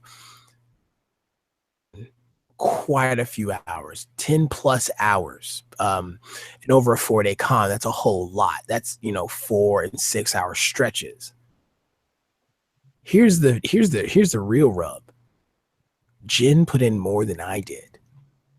When I got scheduled on panels, but I still had to cover the anime room, she covered my shift and her shift. She put in almost twice as much as I did. Wow. Because she's Wonder Woman. She is Wonder Woman. And here's the deal. If you are a con attendee working the con, if you can volunteer, because I know specifically for Balticon, if you do it, badge next year if you work enough hours. And if you're one of those people that come in and help them in an emergency situation, meaning they're not, like currently right now this year, we don't have enough volunteers. We need them. So that's why I'm spilling those beans. We need volunteers. And so if you come and help us out when we need you, or when we don't, it brings you to our attention. So we can help you out and secure you things that we wouldn't normally be able to do or have right to do because you went above and beyond the call. And I'm not saying do that all the time. Yeah. And, then, last year we switched hotels. Again, short on volunteers. Jen stepped up. I stepped up. It helps. You can see when things go wrong. And instead of, or saying, oh man, this sucks, see if you can help out. If you can, you'll get rewards for it. I promise you. There's not conventions out there that are big enough douchebags to be like, oh, you volunteered 7 or 8 hours or whatever. We're not giving you nothing for it. Usually you'll probably get into that con for free. Real talk. That's super real talk, right? And if you are one of those people that you want to get close, like you're going to a big con and they need volunteers, that's how you meet those guests that you wouldn't normally get access to. And here's the deal. You volunteer, you're going to see guests. I went to Mysticon one year, and that was told to have had autism was lost, and their parents could not find him. They were freaking out. We had 40 plus people looking for this kid over at a hotel. Is this the one where they were like in one of the rooms? Yeah. I think having I told fun this with story. Another kid. Oh yeah. Oh yeah. Yeah. Needless to say, they weren't autistic. They weren't missing. They were hiding. But anyway, out of that, I didn't get a free pass or anything like that. But I got some real good booze, and I'm just gonna be real with you. It was some real good plum booze. It was. And you got good stories. It was like plum moonshine or whatever, and it was really good. I also got to meet the people behind the PR for the con, and that means I also have an inside track at getting a press badge for that con if I feel like it. And that is our next bit. So you're going to a con and you want to interview people. Don't just walk up and ask people for interviews. You can't do that. You might be able to do that if that's how the con is run. So you gotta contact the con and you gotta say, Because my first AFO, I was a no name. I didn't have a podcast really. I didn't have a podcast page. I think I maybe had 30 people on the podcast that liked it at that point, and so I couldn't really get a press badge because any Joe Schmo can run up and be like, hey, I got a YouTube channel, give me a press pass. And so I literally had to go to every signing. I had to go to every specified panel for these guests whom I had not already set up a time to interview them. I also had to give and set up a time away to record them while I did it. AFO has gone to 2 hotels. They went to the International Orlando. It's the Wyndham Resort on International down in Florida, downtown near downtown Disney, all that good stuff. And they switched over one year to the SeaWorld Resort. That hotel sucked for interviews because I literally had to interview Debbie Derryberry, the voice of Jimmy Neutron, in a con hallway with thousands of people around us. And I don't think done that. We've done that. Yeah, We've and I done don't that think with a press pass, dude. and I don't think anybody really So doing it. But what I'm getting to is We interviewed Lar D'Souza in a hallway while Billy D. Williams walked by. We had to stop the interview and just watch Billy D. Williams walk by, and Lar D'Souza looks at us. strutting to get to the washroom. Right, and Lar D'Souza looks at her and goes, "Man, if I could fart on cue, now would be the time." you have those situations as a person who is supposed to be doing press. You can't overwhelm you. You still have to hold and maintain that professionalism, even if you're me and you're going through the skin of your teeth to make this happen. You have to act like you are a pro. Yeah. And I say this all the time. Here's Make it till you Go make ahead. it. yeah. No, I'm Fake just Till saying. You Make It is great. Make it till you make it. All right. So Shane just popped in. And Shane. Shane, Hi, we are Shane. now talking about what you're interested in. That's interviewing people. So as I was saying, if you can, contact the con. Because if you go to Dragon Con and you stand online for an autograph with Felicia Day and think you can interview her on your Zoom mic, that's Good not luck gonna with happen. that. That is not going to happen. And there are some cons that you could get kicked out for stuff like that. So And- try to contact them ahead of time. And a lot of Jason, what'd you say? and a lot of my ad hoc was because it was a small con. At small cons, you have a lot more way when it comes to those things. But also at small cons, they generally don't have press passes. I know most small cons don't. So if you approach them as a person who says, you know, I'm slightly a part of the media, you know, I've got a YouTube channel, a Facebook page, you know, and I would like to get some interviews with them or at least get some bumpers. That's kind of how I started. I kind of cheated, right? I told them I was getting bumpers, but I got more than that. So I mean, you contact people and you say, I'd like to do interviews. Is it possible? And they'll know whether or not the guests can do it. For instance, we had press passes to HalCon. There was no way we were interviewing Billy D. Williams. He does not do interviews. It's just not happening. But we did get some really awesome interviews with Robert J. Sawyer and Lar D'Souza and Monty Cook. And it was awesome. And it was wonderful. And it was great. And the Lar one, we had to end up hustling because they couldn't. We were dealing with the whole fire code thing. They couldn't coordinate with everyone. And it was, well, these people are okay if you approach them. And so I went to their booths and I was like, you let me know when this time is going to happen. We're going to do this recording. And we did that. And it was awesome. If you're just recording bumpers, you can normally ask people at a booth. You can say, oh, can you, record Nutty Bites is the best podcast in the universe. Yeah. Or whatever stupid thing that you want them to say. I'm Jason Banks, and this is my favorite podcast on the Citadel. or it could be Richard Epcar sending out a special notice to Nutty Bites. Yes. And that he loves me because he does. And that is, oh god, that's still probably my second favorite. It's a tie between that and Paul Schreier and Peter and Jason Harvey. The interview, that was a good one interview too. So there's lots of different ways that you can do it. You can present yourself, especially if you're a podcaster. You can say, I am a podcaster. Can I get a press pass? Or what are your interview rules? And you just follow what the con tells you to do and you'll be fine. I could walk through New York Comic Con and I could ask people in the dealer's room to record things. If you want to interview con attendees, you normally don't need to ask permission for that and you're going to be fine. That's something that you do need to ask permission of the person you're trying to interview, but that goes without saying. You can't just record a conversation that you have. Don't be creepy.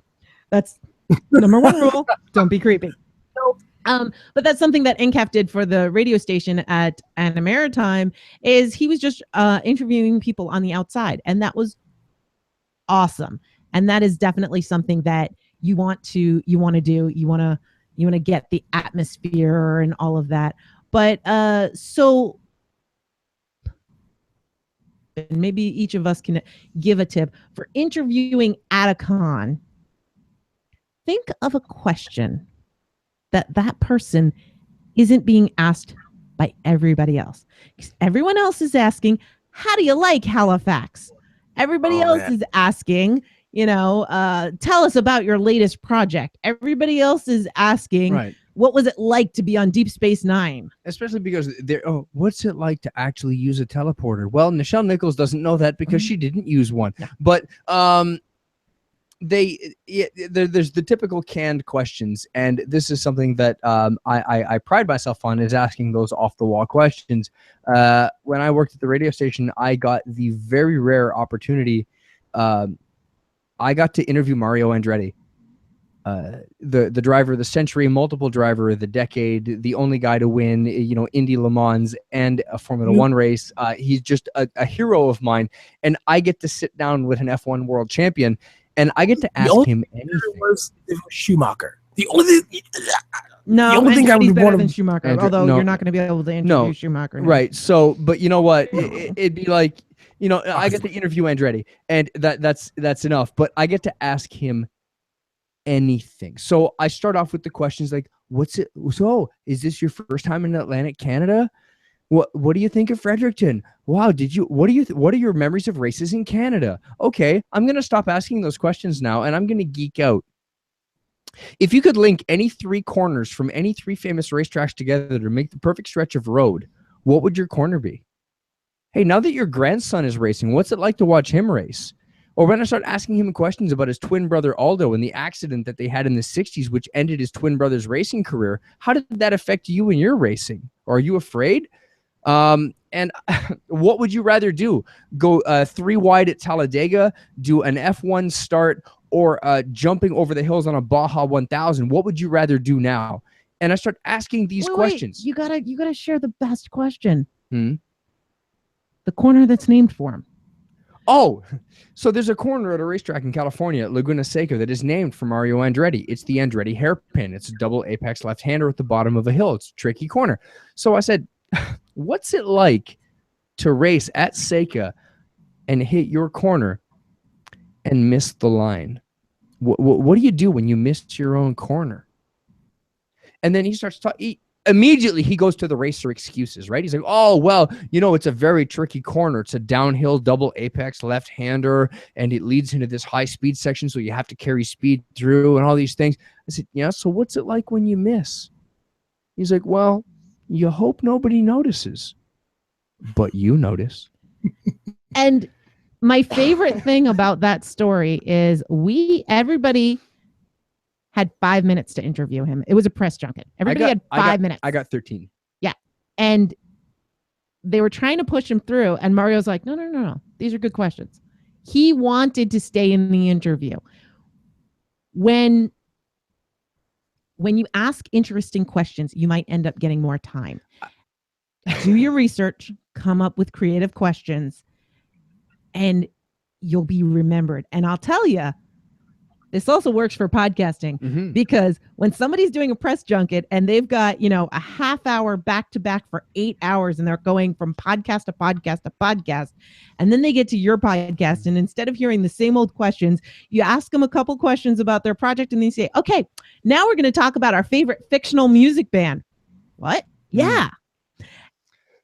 And then the next time they have a press junket, they say, yeah, can I get back on that show again? That was fun. It's when you got to, that was really cool. Yeah. When you got a chance to ask a question to Richard Epcar, who is known for, if you don't know, known for his incredibly deep baritone, beautiful voice, the sexy male voice that he's got.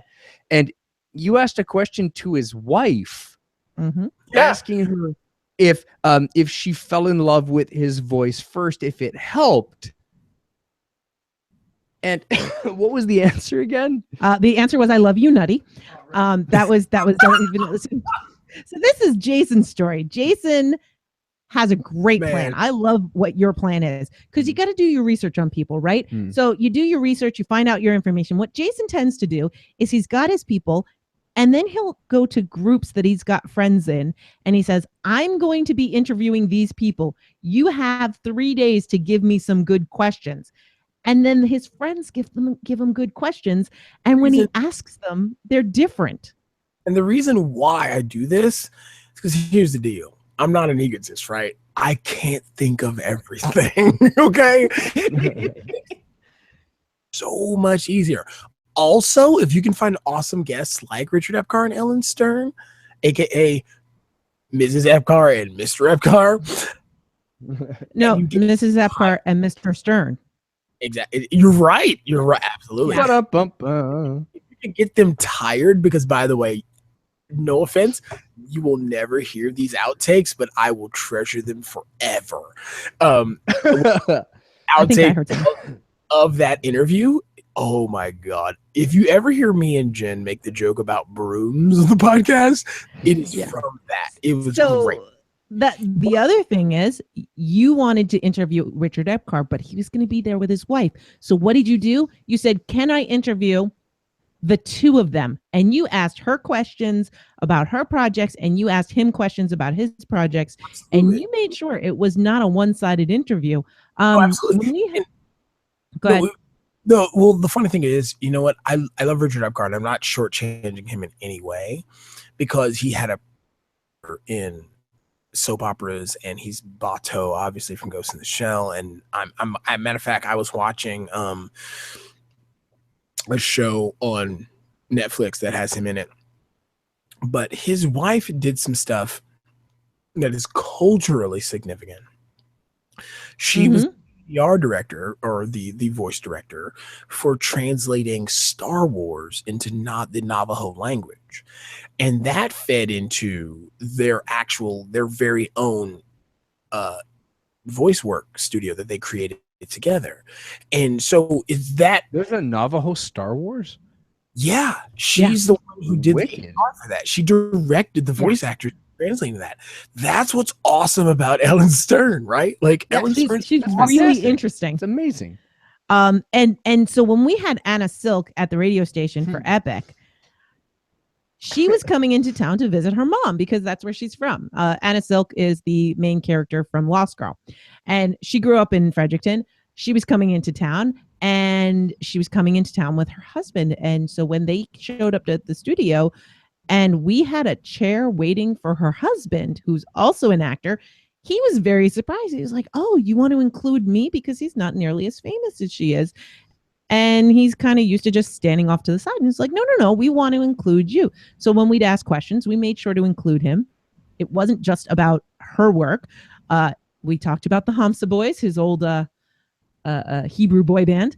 But we also included him in the conversation, and we had a much richer conversation out of it. So if you're interviewing somebody and they've got a spouse, a significant other, or their kid, include them if you can, and they will be invested in that conversation. Yes, because it makes them feel far more comfortable than if it's just them under the spotlight. When they kind of have that safety net of someone they know so intimately and so, just intrinsically normally, right? Like they can be themselves around this person because they're themselves around this person all the time. That allows them to be that way with you because they're there. It's that support network, right? It's that again, that safety net. And I know, like I said, Richard Epcar and his wife were super tired. They've been doing interviews and talking to people all day, but they sat down with us. Matter of fact, he even said before we started, I never got to record it. He says, I promised you I would record with you because you had talked to me way earlier in the day. So I'm still going to do it. He admitted that. He's like, look, man, I'm really tired, but I'm still going to do it. And it ended up being one of the best interviews I've ever done. And what was really good about it is that those two, like if you go and listen to that interview, they bicker. Like they because he will say some stuff and then she'll be like, well, it's not so much an interview as it's a conversation. And that's a lot more interesting to me, at least. That's why I don't normally do interviews on this show. It's more interesting to have a conversation than to have an interview. And that's another thing. So if you get a press pass, and we've had this happen to us a couple of times, a press pass is pretty cool. If you get a press pass, make sure you try to coordinate with the organizers so that you can actually get interviews. Just because you have a press pass doesn't mean you're going to get interviews. So you got to coordinate. Here's my little tip in how to get in good there. The organizers, they give you press passes because they want you to give them free advertising for their convention. So what you do is you say, can I interview you also? And you interview somebody who works at the con as well, so that you can talk to them about the con and they can put all the information out there that they want to tell the world about their convention. If you can make that personal connection, you are very likely to get other interviews with attendees, with their special guests, and actually air that interview. Don't just record them to make them feel good. I'm absolutely wonderfully glad you brought that up, because one of the reasons why I think I get a press pass to AFO when I apply for one is because the husband and wife duo that run that convention, I have met them. And the wife had been in a wheelchair for some time going through the con because she just couldn't walk and handle that much traveling and moving around. So she had been in like a little like hover around, like motorized thing. And that's where I first met her. And we kind of hit it off with a joke where I was like, well, where's your husband? And she goes, well, he's playing Die Hard somewhere trying to get the tech right. And since that night, whenever I go to AFO, I talk to them, I see them, and I ask them questions about the interview and stuff like that. I even asked them to be interviewed. Could I talk to them about how it is to run a convention from the top, right? Like, because we all see it on the ground level, we all see the track runners, we all see the volunteers, but what goes behind it all when you're the man, right? Like when you're the one that has to get this stuff rolling. And I've not been able to do that yet because they're an older couple and, they do things. But I think I'm not said this to me, but I think they found it different and invigorating and promising. The fact that a guy was like, well, I'm interviewing all these famous people, but can I interview you? Because you guys are the ones that make this real. You guys make this come to life. And crazy enough, they remember me. They see 4,000 plus people every year. AFO's been going this will be the 17th year it's been running by these guys. And they've seen 4,000 plus people since its inception, if not more. But yet, I know them personally. They remember me personally. Matter of fact, I have on more than one occasion been given special areas to do interviews. Yeah. Because I know them. So just a tip, if you actually want to nail that interview, you should do a Skype interview with them after AFO is over. I don't even know if I'd want to risk asking them about AFO afterwards. I'm pretty sure there's like a small window, maybe like a month. You gotta give them like some space, some breathing space. But yeah, it's like I would never try to ask anything of the tech guy or the tech people at Balticon because they are just too busy and they are awesome and always needing volunteers and help. But after the fact, we can have good conversations. So I think the big tip that I'm hearing in everything that we've been discussing so far is ask. Yeah, ask. Talk to people. Yeah. And okay, some of these people are really intimidating, especially when we build up celebrities to such a, oh my God, it's James Marsters, it's Spike himself. He'll never want to talk to me.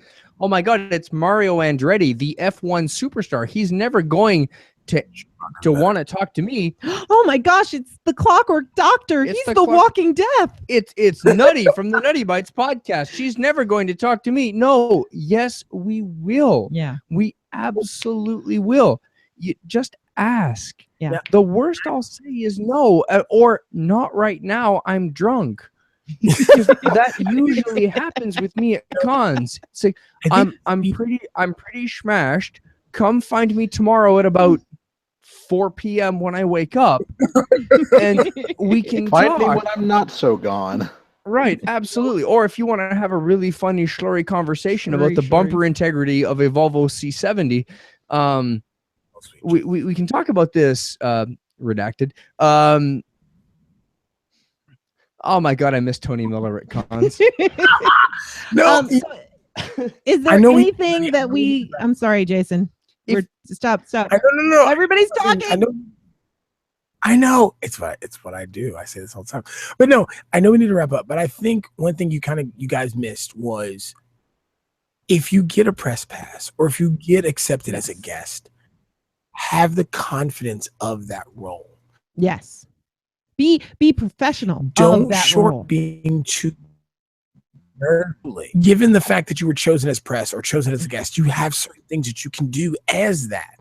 As a press person, I have the ability to go up to guests with, if I'm given the proper moment and ask them, hey, I would love to interview you. You know, specifically being, I could not fit a time in outside of his lunch period for Aaron Dismuke, who was the original voice of the Alphonse Elric in The Full Metal Alchemist. So you know what he did? I got to have lunch with this dude, and it was amazing. It had one of the best jokes on my podcast ever.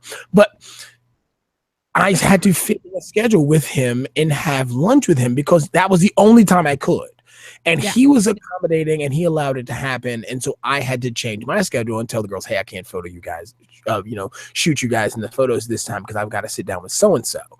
And so you have to be accommodating, but you also have to understand that you have to ask these things. If you're too timid about your questions or if you're too tentative, you won't get anywhere. You do have to be assertive, not rude, not be a douchebag, but you have to let them know, hey, this is what I'm here for. I'm not here just fanboying or fangirling.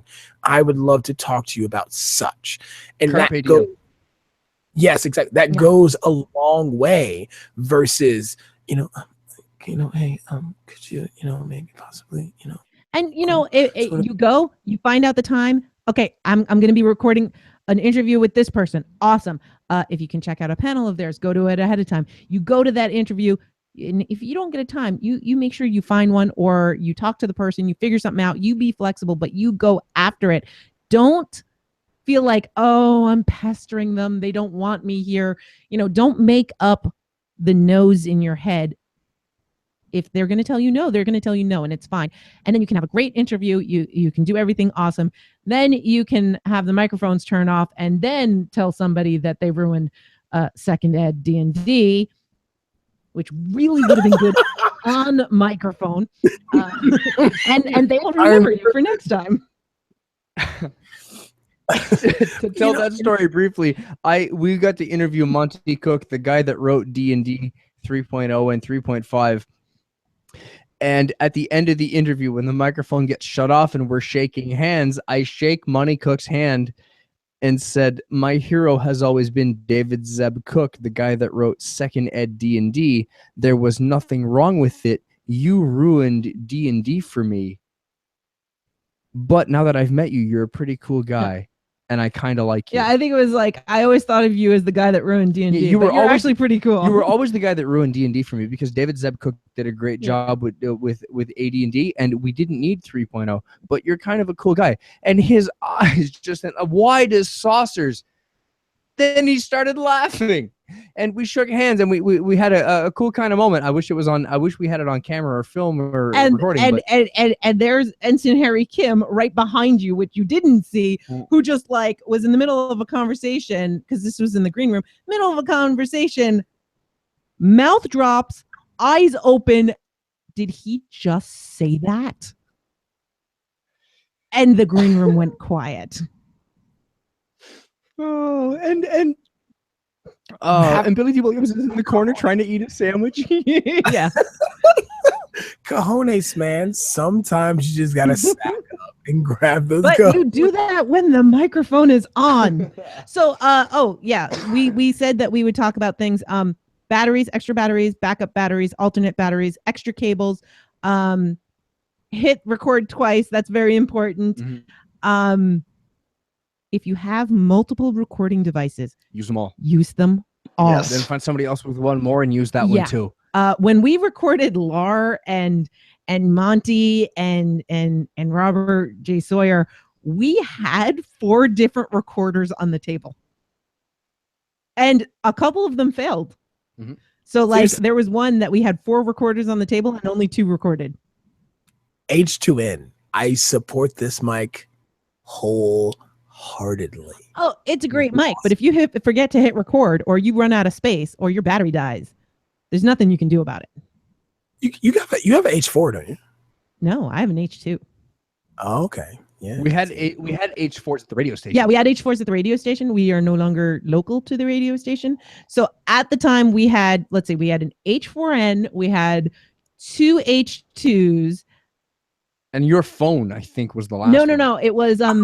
It was either the original Zoom mic or it was NCAF's iRiver. I can't remember, but there was one really flimsy looking one that was on the table. I think it was his iRiver, the old workhorse of podcasters.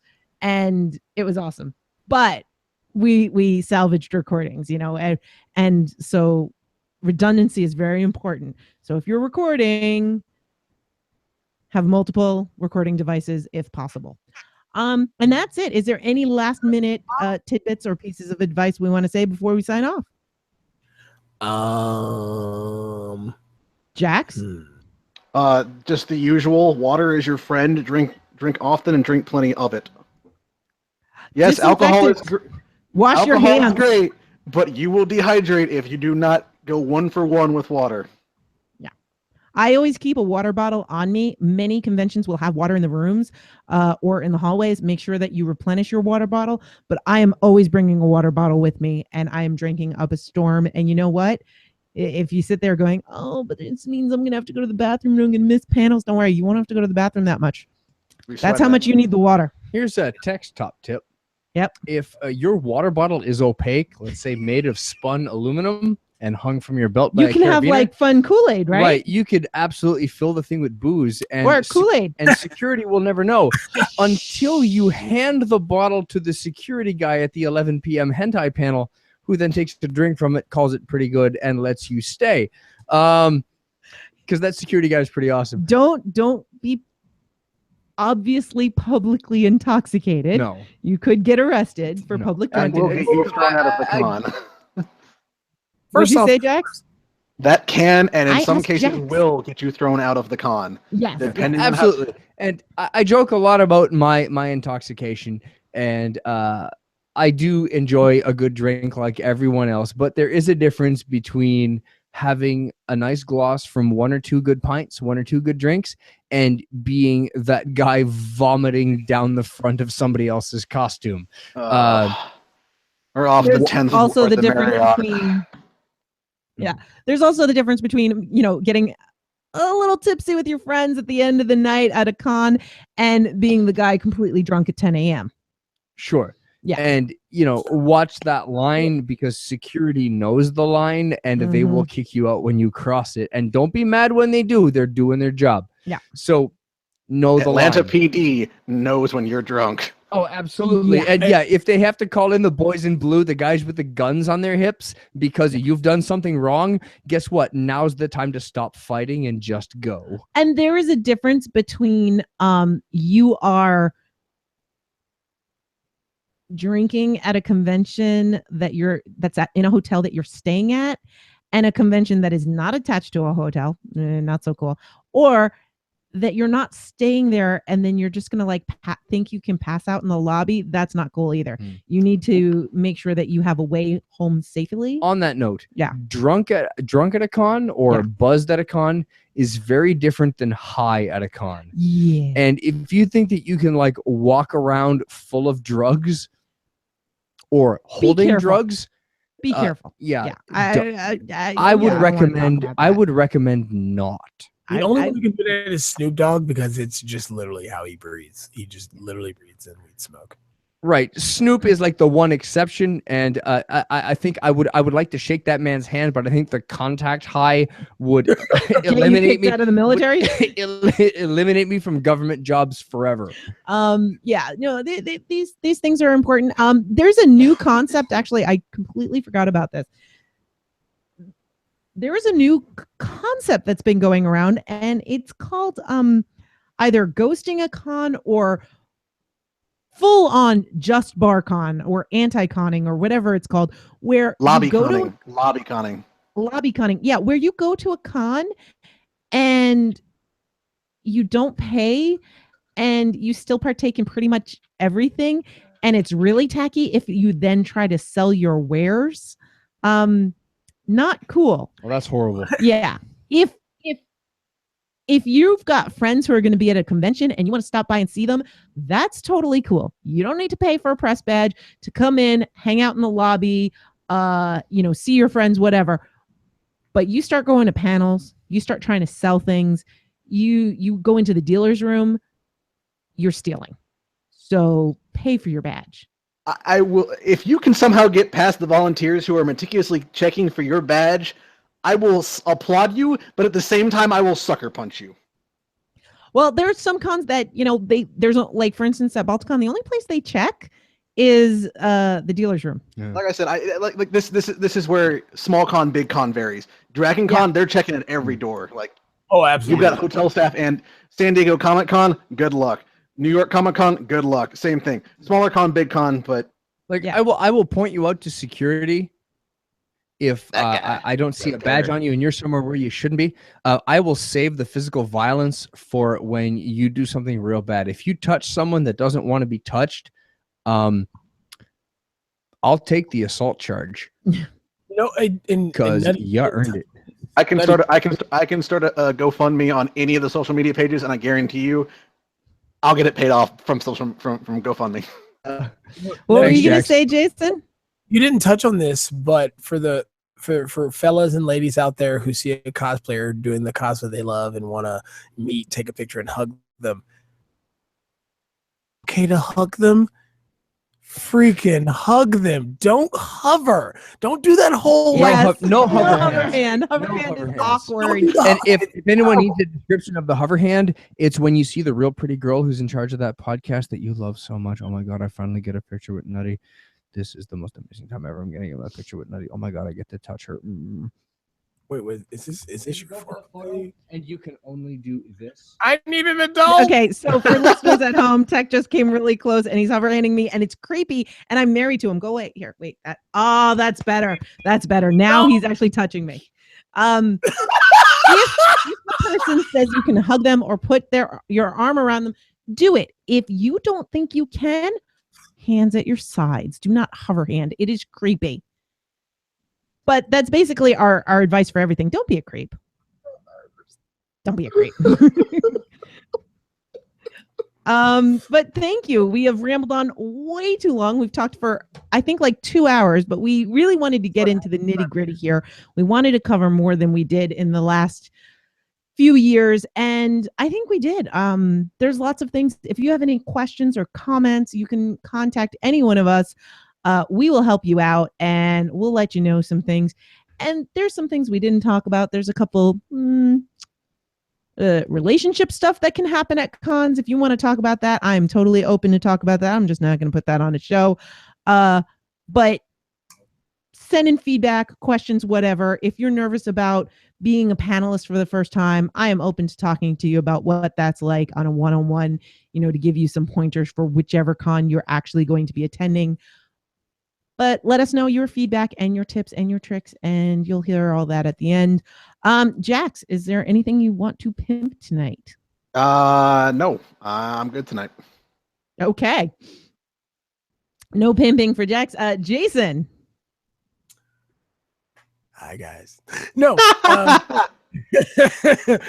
You guys know. You can find me on our website at talknerdytomepodcast.com. You can find us on Facebook at facebook.com/nerdytomeme. And of course, you can find us on the Twitter at nerdytomepodcast. But a real special shout out. I did a recording today specifically talking about what I wanted my podcast to be. And the reason why I give this a shout out is because I pay homage to Nutty and Tech, because honestly and wholeheartedly, if it wasn't for Nutty and Tech, I probably wouldn't be podcasting. Like, those two have helped me out tremendously. They are knowledgeable, they are experienced, and Tech is deliciously great. Steal him from Nutty at some point, it's fine. But no, seriously, they've helped me out wonderfully, and I would not be podcasting if it wasn't for those guys. So big shout out on that episode, and I'll try to get that out here in the next couple of days so you guys can hear that. But yeah, you guys have helped me out awesomely, so I give you all the shout outs, and that's why I do, whenever I can, get you guys shout outs from people like Richard Hepcar. Thank you. And Tech, Mr. Almost a Shodan. Yeah. So my black belt test comes up on June 11th. I will try to do something about that recently. I have been recording audio, my audio thoughts on what I do in Aikido. You can find my written thoughts on me trying to learn Aikido the hard way at upsidedownandflying.tumblr.com. You can also find all of my other writings about ballistics, Mars, and other weird and quirky stuff at nimlast.org. And anything else, try to contact me through nimlast.org or anything through Nutty, because you can find me there. And so what'd you learn last night? I learned, this will mean nothing to no one else but me. I learned that Kamai is not here, it's here. So hands out, not in. It means nothing to no one else. It was a massive revelation to me. It was something I learned on my very first day that took me 3.5 years to learn, apparently, because I'm an idiot. Or we're continuing to learn it all the way up to 9th John. Right. Yeah. Well, yeah, hey, whatever. All right. So thank you so much, everyone. Thank you for joining us. And thank you to those in the live chat. And bye. Bye. Jax, have I ever told you my story? Hang on. So for YouTube, we're just going to continue just chilling out here. I'm actually turning the recorder off now. And let the swears abound. What? Just stop talking when we're done. No swears abound. We're still on YouTube. I don't want to get kicked off YouTube. Oh, we're still on YouTube. I can't drop an F-bomb, but I can say shit, hell, damn. No swearing. Hell, damn fart. Hell, damn fart works. Fine. I'll do the most mundane version of cursing ever. When the freaking heck are you going to put the upside down and flying out tech? I'm waiting. I don't want to read it. I want to. We just got him a little windsock for his microphone because he records while he's taking walks, and he had these really great thoughts, but he came back and it was. So we're re-recording them. Yeah, I was going for walks with my 30-pound tack vest on. Yeah. But anyway, Jax, did I ever tell you my story of playing Lord of the Rings Online with the music? No, I don't think so. If you did, I don't recall it, but I don't think so. Right. So Lord of the Rings Online, as you know, has got the really cool things that you can do with the MIDI files, where you can have your characters play MIDI files with the instruments. Yeah. And you could have like multi-part MIDI files, and you could have like a whole band going on in your party. There are some kins that do that like on a monthly basis. They just get a bunch of people together. Right, and there's there's websites you can go to that I've got these amazing libraries of MIDI files that people have recorded. Yep. So one time I was outside the first human town. I'm outside this big inn. There's players all over the place, and I set up with my harp, and I found the MIDI file for Stairway to Heaven. Oh yeah, and that's a popular one. I'm looking something up in another window, and my character is playing Stairway to Heaven on the harp, and someone leaves the inn. I watch their character walk past me, stop. They walk away, stop. Turn around, comes back, and he uses the slap emoji to slap me across the face, and then goes, "Never play Stairway, never. It's not allowed." And then he leaves. I think I remember that one. I remember those jokes on the Brandywine server. So when Lotro first came out, I'm in New York, Tex in Canada, and he's playing along and going through the whole thing. And he's like, what the heck's going on? There's this wizard dude in the forest, and he's dancing and singing everywhere he goes. Oh my God, there's Tom Bombadil in the game. This is the dumbest thing I've ever seen. Tom Bombadil, he's amazing. And I start predicting what's going to happen next. He's like, how do you know this? I'm like, it's the best part of the book. So, Shane says good luck, and he's very excited about your showdown test. Thanks, Shane. It is 4 a.m. his time. Street pastoring went well in town. In town was so dead that he had to intact the India protocol, though. I don't know what that means. Apparently he had a dead night street pastoring, which is not what North Americans think. It's not yelling at people that the end is nigh. It's actually helping drunk people get home and making sure that nobody's hurt. Stopping fights, handing flip-flops to the girls whose water feet hurt, bottles, and making sure they got water bottles and warm blankets, things like that. The good stuff. But thank you for joining us, Shane. And it's cool that you ended up showing up just as we were covering the part that you were interested in. Yeah. I hope we covered enough for Lynette. She wanted some tips. She's going to be first-time panelist, I think, at San Diego Comic-Con this year. I forgot to mention. We forgot to mention. Don't read from the slide, but I feel like it's an obvious one. Oh yeah. Just don't read off your slide in the most monotone voice ever. Like, Woo! Woo! I totally. That's just presenter. That's I totally presenter just common found a sense 101. mix booze with. I thought it was how to mixer. You just found what? I found a Sprite that I can mix. I totally didn't see it there. It was hidden from me. Ah, so that means more rye. Indeed. Yeah, buddy. More rye. Jax, are we seeing you guys at Balticon this year? No, unfortunately not. And I'm not sure when we'll be back to Balticon, mainly because I'm the only one that has Georgia? a job. Yeah, Georgia Yeah. for one. When I was in Virginia, it was a lot simpler. It was only a 3-hour drive. Yeah. But now it's in the inner city harbor. I'm the only one currently still working, and a couple other things. I'm hoping It's time. doing multiple cons for me is a problem, mainly because I do Dragon Con, then I take the brunt of all the cost for Dragon Con. Like I do the room, I pay for my badge, and yes, I get in early, but the room is still like it's a con rate room at a host hotel, and it's still like $1,500. That's insane. That's It crazy. is. That's But- insane. But here's the thing: non-con rates, you're paying $600 plus a night if you can get a room. So Wow. Tech and I have this idea for retirement. See, I One of got- our ideas is we get like the ultra lush, the really big RVs, right? Yeah, like Grace, that can Grace have and a I were queen joking size about bed, this, yeah. and we can drive everywhere we want to go. And the idea is that's how you do Dragon Con. You show up in an RV. You probably as long as you can pay the parking and in one of the parking lots, you probably could do that. My Great- Find a Grace- Walmart. Yeah, find a Walmart. Grace's idea is actually we're just going to be that old couple that has an RV and we just go to Ren fairs around the country year round. Yeah. Like Well, just- our idea is, I mean, we know that regardless of what happens, we're going to be snowbirds. We're going to have to spend time in Canada and the States because we have family in both. And, we don't have kids. So we're just going to be visiting our extended family and then our digital family and all of that. And Yeah. how much fun. I also think by then we'll have mobile broadband. So I'll still be able to podcast from the road.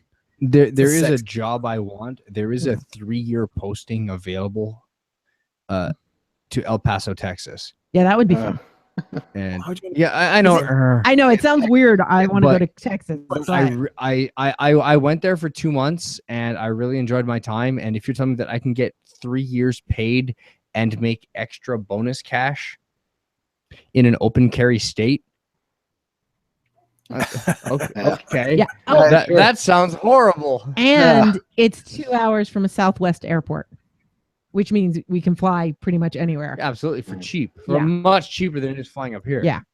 The other thing for me is that I only have so much PTO, and Yeah. Dragon Con eats it up. I like to have some for to go visit my family. So it's just a matter of trying to find it, and we're still paying off some of the moving costs from last year for moving. So Have you I'm paid like, off the wedding yet? that was never on us. That was all her parents. Oh, okay. Literally, it was. I think the most expensive thing was probably her dress, and I know pretty much her parents just fronted almost the entire bill for everything. I was like, I'm trying to keep this cheap, but okay. I tried. I tried to get her just to go to the courthouse after Dragon Con, like after we were engaged. I'm like, no, the wedding's next month. I'm like, will you just go to Dragon Con, then go to the courthouse in Coweta County and call it a day? It's like, no, it's like fine. Hey, it's all good, Jax, because So. I'm pretty sure every dude is like, hey, let's just go to the courthouse, right? We'll just save the money and we'll go do something cool, right? That's what our friend did. Like, she's still in vet school, and she and her fiance just eloped. And it's like, all right, whatever. We always talked about 5 people in a beach. Yeah. That's all you need is 5 people in a beach. so- Except for the whole sacrament part. Right, but Yeah. you need the married couple, their Yeah. witnesses, and the officiator, and especially Nutty having a connection to the Atlantic and the water, Yeah. and being a sailor and all of this stuff. That 5 people in a beach would be awesome, except for that whole the two of us being practicing Catholics, and that whole other bit. So it ended up being a lot more than that. But yeah, I It had was already. like the I cheapest New call- York I wedding caused- ever. I caused enough of a S storm with our wedding, in the fact that my best man was my best friend, who is not a man. It was my best woman, and her mother was throwing a conniption fit. Like, I was like, Lynn, I don't care. I've already got the okay from the only female that it matters to get the okay from. Grace is like, yeah, fine, because I had none of my guy friends that I had known long enough. I was like, I don't care. I've known you for 4 years, sure. I've known her for a decade. Yeah. But wasn't your brother's wedding? Yeah, my sister was the best man. Your sister was the best man. Yeah. And for ours, we didn't have our wedding. We didn't have a best man or a bridesmaid. We had witnesses. Yeah. So the witness that signed for me was my father, and it was my mom and your mom for your side. Because I have a lot of friends, and I got married in New York, and most of them couldn't make it. Yeah. And so to have like my best friend, the dude I've known the longest, I didn't know Jason then. To be there for me, my best man that could be there was my dad. Yeah. And it just made sense. We also didn't do there's a bunch of rituals we didn't do, and a bunch of rituals that we did. And as long as it's important to you and you get the important thing. So, like you talk about, you just wanted a quick chapel wedding, and Gracie said no. Well, it's important to her. Yeah. So that's kind of important. Well, so But what was our at least original? condense what the church would let us have. It's like, make Yeah. this simple. We don't need this long. We're already gonna travel the next day. Tech, what was our original plan for our 10-year? That we would redo the same trip that we took on the first one. What? No, I thought we were going to Italy again. I thought that was the 10-year No, plan. I didn't think that was our 10-year. No, when we got married, there were certain things we wanted to do. For me, marriage is a sacrament, so I had to do the church thing. Mhm. But I wanted to be able to have a little fun. So we said, at the time this would have worked. Mhm. When we get married, when we're married for 10 years, we'll go to Star Trek The Experience. We'll get remarried on the bridge of the Enterprise. on the bridge of the Enterprise. Which no longer exists. Which no longer exists. But I could totally see us. We have a year to plan. Finding someone who's got an Enterprise or some sort of convention or something, and renewing our vows in the geekiest way possible. Renewing our vows in cosplay or something. That's the neat thing about weddings is you can just ham it up at your anniversaries. My godfather and my aunt just celebrated their 60th wedding anniversary, and every 10 years they renew their vows. And they cool. really renew them. They go to the church and renew them. I don't need to go to the church to renew them, but I love that idea. It's a continual, it's not just we're married, so we're together. It's I am continuing every day to say, yes, I will be with you forever. And it's just really sweet. So, every 10 years, dude, we get to have fun. Mhm. We can hit every genre. Senior Mark Tech, you're mine. Oh, God. Okay, you got a year then. Yes, Daddy.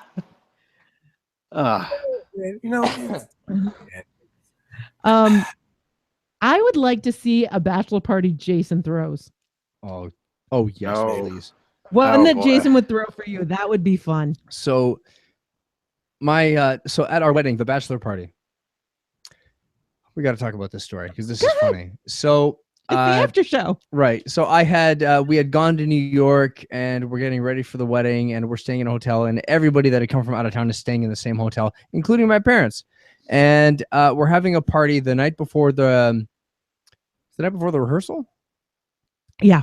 Is when we decided to hold the big party, and it was just the time that Dr. Horrible's sing-along blog had come out, so we had decided to do a watching party to watch that whole thing and drink a whole bunch of beer. I got one of those little mini kegs of Heineken And the Arrogant Bastard Ale. right, and Arrogant Bastard Ale, and we're drinking all of this beer and doing all this fun stuff, and all of our friends are there, And his parents. and my parents are there, and then people are like, well, why is Ree here? This is your bachelor party. I'm like, oh, she's not here as my wife or my fiance. She's here as my best friend. Yeah. So this is all totally cool. I'm his best dude. I threw his bachelor party. So then the stripper showed up. which I was didn't plan a stripper. Right. No, which was one of Ree's best friends and a good friend of mine, a dude named Ross. Ross showed up wearing one of his mother's dresses, Oh, His boy. mother's wig. his mother's hose. wig, and he had done some like handyman work or something, and he had like a length of copper pipe in the back of his pickup truck. So when he pulled up to the hotel, he was using that length of pipe as his stripper's pole.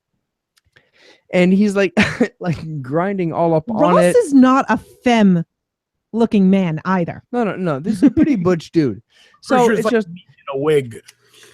yeah. And he's like, hey, hi, Freddie. I'm your stripper. It's like, oh, God, Ross. No, what do you, Why? just come on in. Stop embarrassing yourself. Come on in. And the thing is he's sitting on the bed in the hotel room and we're drinking and we're having fun. He's wearing a very short skirt and stockings, but he's man spreading. And I'm like, okay, two things. One, if you're gonna wear that, shave your legs.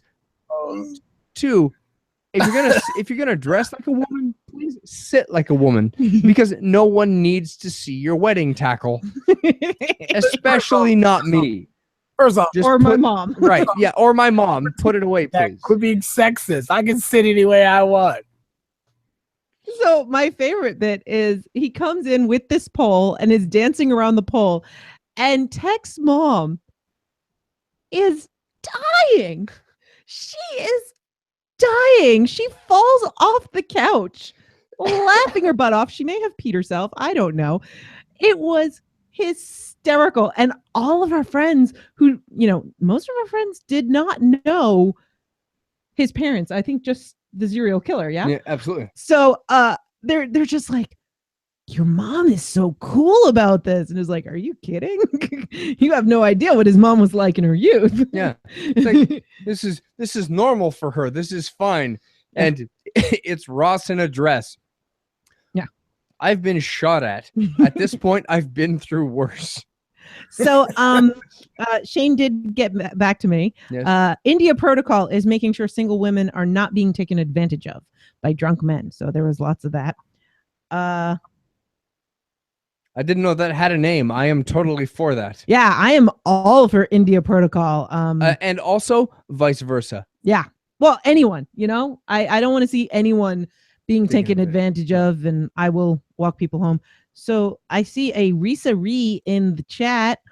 And I'm not sure if that's who I think it is, because I can't click on these things and find people's pictures or usernames or whatever. You're a troll. Hi, troll. Yeah. So hi, troll. If you're the role player, I think you are. Hi. If you're just a regular troll, hi. This is the after show. We've finished our episode, but we're just chilling and having fun. I'm not drunk. And Shane is going to be interviewing at his con Marty Jannetty, Brutus the Barber, Beefcake, and Bushwhacker Luke. I assume these are all wrestlers. The bushwhacker. Yeah. Oh, dude, the Bushwhacker and the Beefcake. Yeah. Yeah. I need to go to this con right, So, I need to go right now. well, it's in England. Do you have good questions for him? Oh man, like I have to summon my inner, push this nerd away a long time ago. But no, for the Bushwhackers, Oh yeah, no, this is a real troll. Because they're talking about beating their meat. All right, guess what? Wicked. Right, hang on. Bye bye. no, Yeah. but no, while And you're in a timeout. I'm gonna, so I'm saying, Shane, is this Shane that's doing this, or who's this? Who's this? Shane is yeah, the one Shane's who's the interviewing the yeah. bushwhackers. You ask them, because you've heard a lot of things about Vince McMahon and the way he handles business compared to his father with the WWE. How do they feel he and his father differ in their handling of the WWE? But also, how do they feel how the WWE has progressed since Vince has, I think it was recently he had a stroke. And so that's why a lot of the times now you see Triple H as the kind of the face and the embodiment of the WWE, because he did marry Stephanie McMahon. With that, and also how is it to be a Hall of Famer in a sport that a lot of people, there's still debate about, even now in 2017, whether it's real or fake or blah, blah, blah, even though it's still one of the most arduous and sports. There's not only acting involved in public speaking, but also you have to be able to fall, and as well as, you have to be charismatic. You have to be able to sell yourself to the crowd in a live audience. Like, it's not like you're selling yourself with, canned laughter in a small studio audience or whatever. This is in front of public people. I've always said it this way. It's real, but it's staged. Yeah, it's one of the most staged things ever. And so being one of the Bushwhackers, they're Hall of Famers. I mean, I remember watching those dudes, and so they've had experience in places and things, that doesn't really exist anymore in WWE. But also the same thing goes for the Beefcake, because, back then, being somebody of that way, built that way, looking that way, you were thought of a different way. You were thought of as kind of a big dumb goof. But, people like The Rock have changed that. They've made you look at them in a way like, oh man, he's super awesome, a great businessman, great actor, blah, blah, blah. Back then, if you look back even further, you look at guys like Jack LaLanne that started the whole bodybuilding culture in North America. If you were a bodybuilder, you were looked at as homosexual. Yeah, because only a gay man would ever do anything like that to their body. Why else would you? Arnold Schwarzenegger talked about it in Pumping Iron. He said when his family used to come into his room, because of men all over his walls, he had them on there because he wanted to be like them. He wanted to have their physiques and their builds, and he took their advice on how to build muscle and everything. And he talks about how his mother and stuff got really upset with him because she thought he was gay.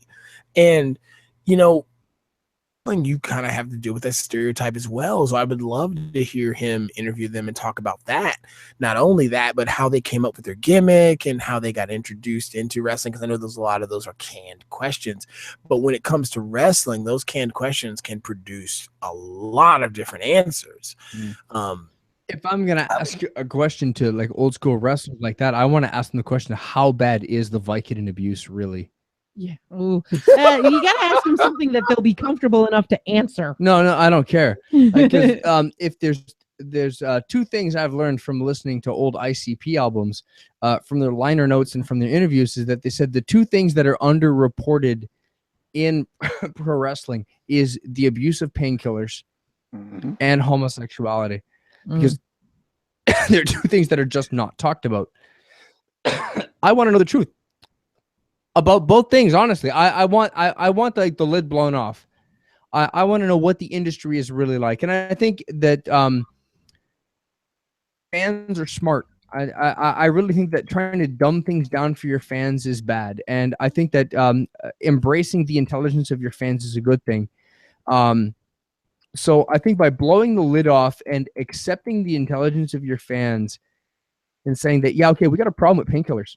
So guess what? We're not going to do Hurricane Ranas every episode, or we're not going to do 619s because they put a horrible strain on your neck, and then our guys have to abuse painkillers to do the next episode where they have to do another 619.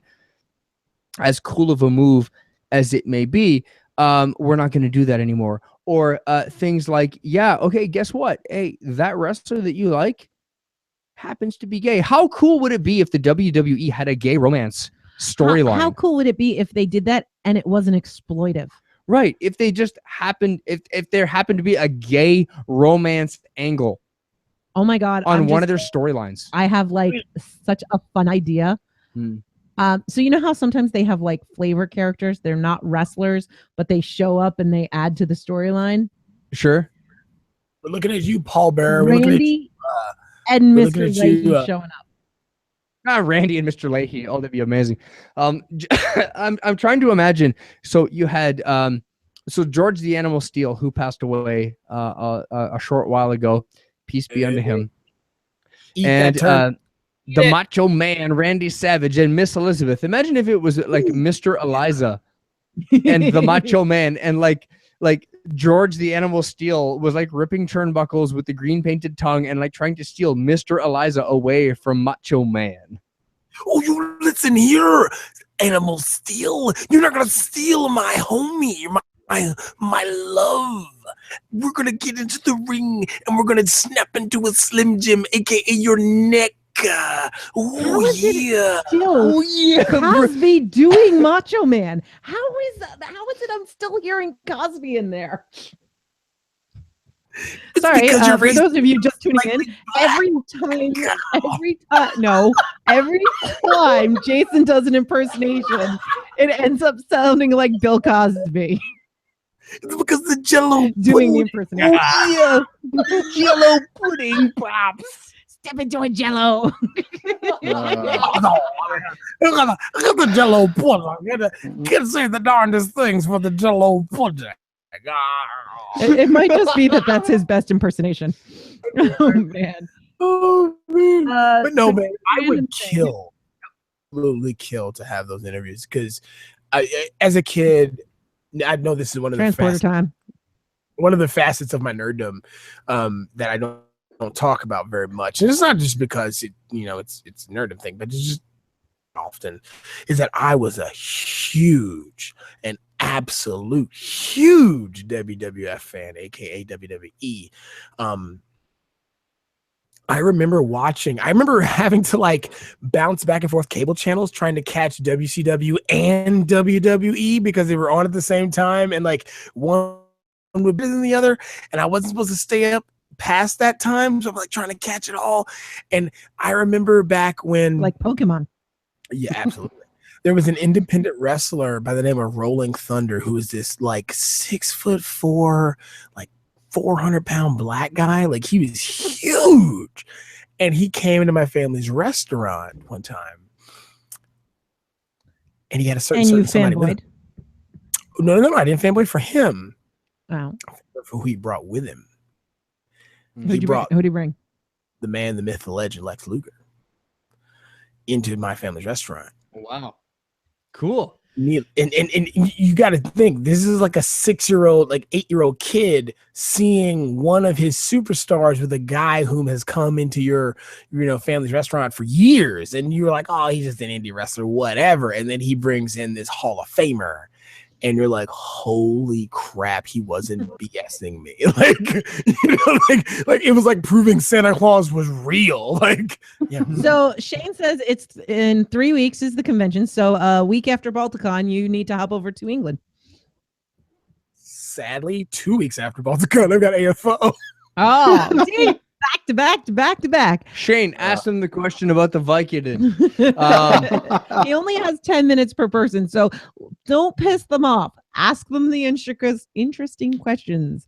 That's cool. So I'm randomly, so jealous. I just happened to get a notification. Apparently, there's a comment on the Sadie's Revenge video. Okay. Sleeper Jim said, "I was there when they fired it." Well, glad you were there, Sleeper Jim. That was a fun video. Yeah, he's not watching this now, but you can figure out who Sleeper Jim is. What is that? This is Sadie's Revenge. Oh, it's the ballista that he made at work. Send them the link. Hang on, I gotta open it again. Dang You it. made a ballista? Yeah. We made a ballista out of a 4x4 post and a Ford F-150 leaf spring and a boat winch. All right, I'm pasting it in the chat. And then we fired it at our May 15th is our core's anniversary. So at one of the anniversary parties at the opening ceremonies, we fired the ballista. Yeah. You know what's It really was, funny about it was pretty cool. It That's was funny. 2 years ago. Oh, by the way, to everyone on this podcast, 2019 is my core's 75th anniversary. Mhm. Part of the celebrations will be we are getting specially labeled made bottles of Glenfiddich 15-year-old that are made with the special labels for the 75th. If you want a bottle, let me know, and you'll pay me later. But bottles to be coming. Yeah. So you don't have to ask me for that. You know I want one. Like, what are you Absolutely, asking? buddy. So in addition to that, there's another milestone happening next February. Mhm. We talked about it today. What's happening next February? Your marriage is on the line, Tech. No. That's in July, buddy. Oh no. So yeah, next February is my 20th year in service to Canada. So that's retirement, right? You're not going to be hanging out in the field, right? You're finally going to. Oh no, buddy. No. Oh no, buddy. He's not retiring until he's in his 60s. Are you Hell kidding no, me? buddy. I signed extensions to my contract. I'm good to go. Hey, you know what? My uncle Larry, he's having to choose. He's a Nook, and the Army says, "Hey, look, Hell yeah. either promoted, get put behind a desk, and not flying anymore, Or get out. or you get out." And he says, "I'm getting out because Yeah, he that's- loves flying." That's that's a similar thing happened to my dad 3-4 years ago now. He hit his high year tenure because they wouldn't make him full bird, so it was, you got to get out. And he's like, that's fine, it's no longer fun for me, so he retired. Yeah, Lieutenant Colonel. the military in Canada is run very differently than the military in the United States. The military in Canada, they assume you're going to be career, and in the States, they assume you're going to be short term. So See, they also have this thing called universality of service. So you have to meet a certain standard and be deployable in order to maintain your employment. So there's a lot less of that kind of a thing. Plus, you end up doing a lot more than just one thing in your job. So you're constantly going to be interested. Right now, I'm good till 2024. Yeah. And as we get close to that date, we'll figure out what happens after that. But as of right now, So I'm okay. more from Shane. A month after the convention, he's going to be meeting Goldberg.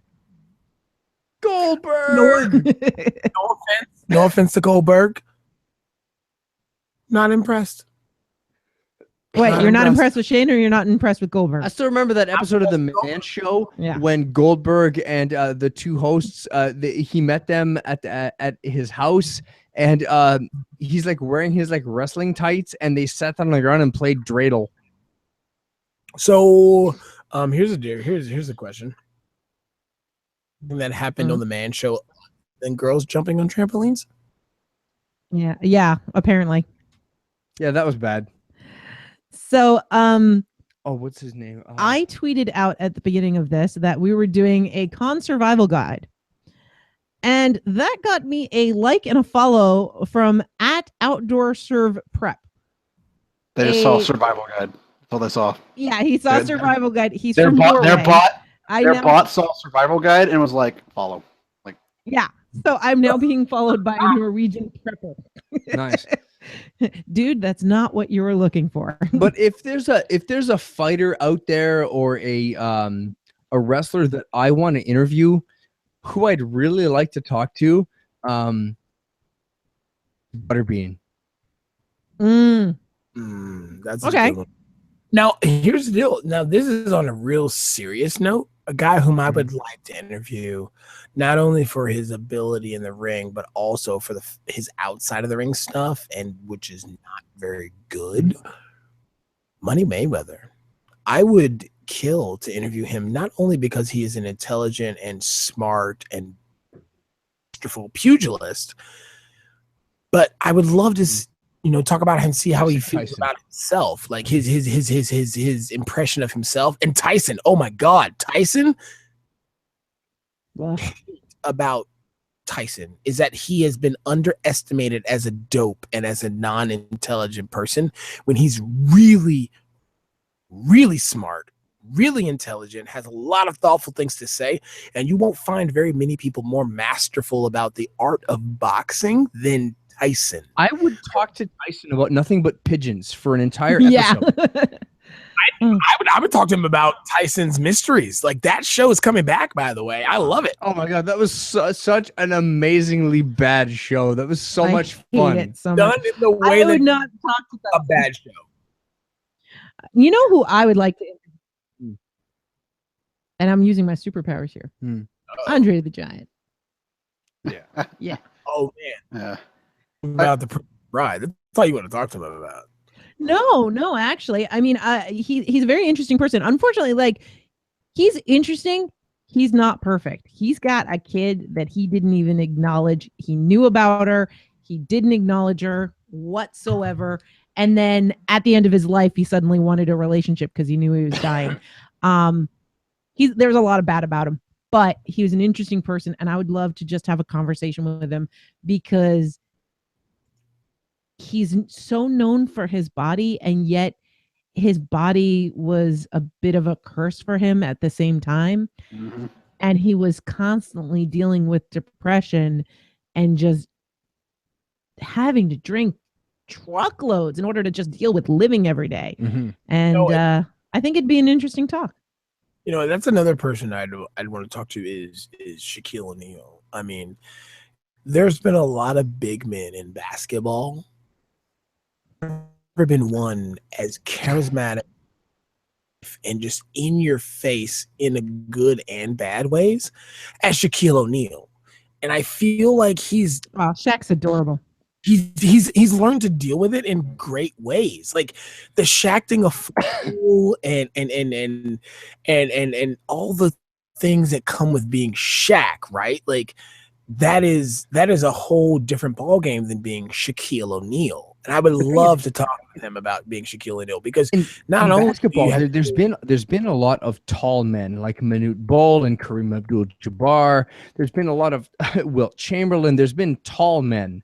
There's not been a big men, but there's never been a big tall man like Shaq, and that's when he revolutionized the game. And that's why I will openly call him this, and I'm pretty sure anybody else will, with Big Daddy Diesel. Like Shaq is, I mean, he was, and this is an arguable thing, but I feel like he wins it, is that when it comes to the most dominant and strong big man to ever play basketball, I mean, you name somebody else who's suck at free throws.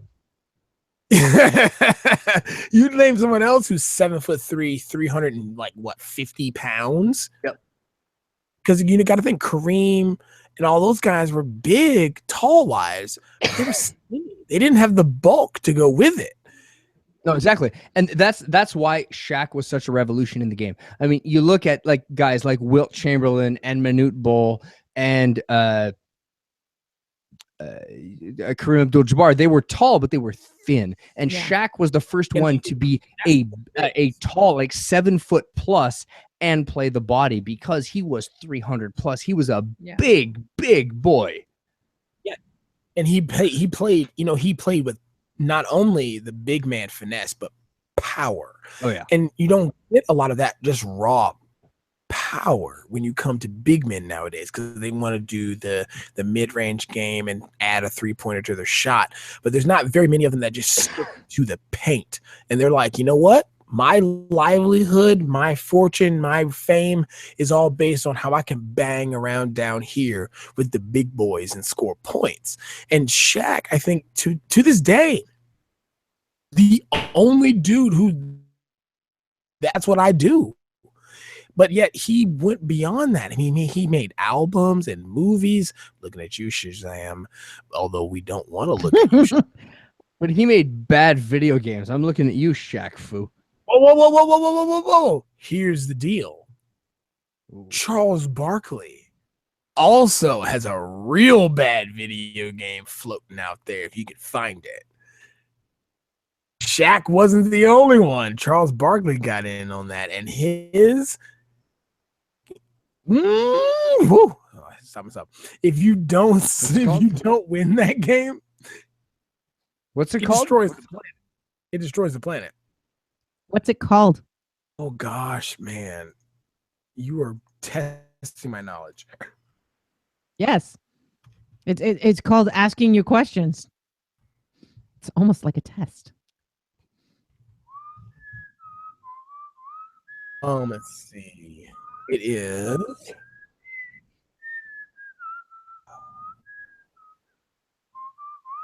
And there's a bunch of Oh God. All right. Darn. It's over. Let's jam them. All right. I'm going for, there's also you want to talk about bad video games? Super Nintendo original releases. Bill Lambier's Extreme Combat Basketball. Did we lose Jax? No. Okay. You haven't said anything in a while, and I Just feel being like quiet while I'm we're just- talking about basketball.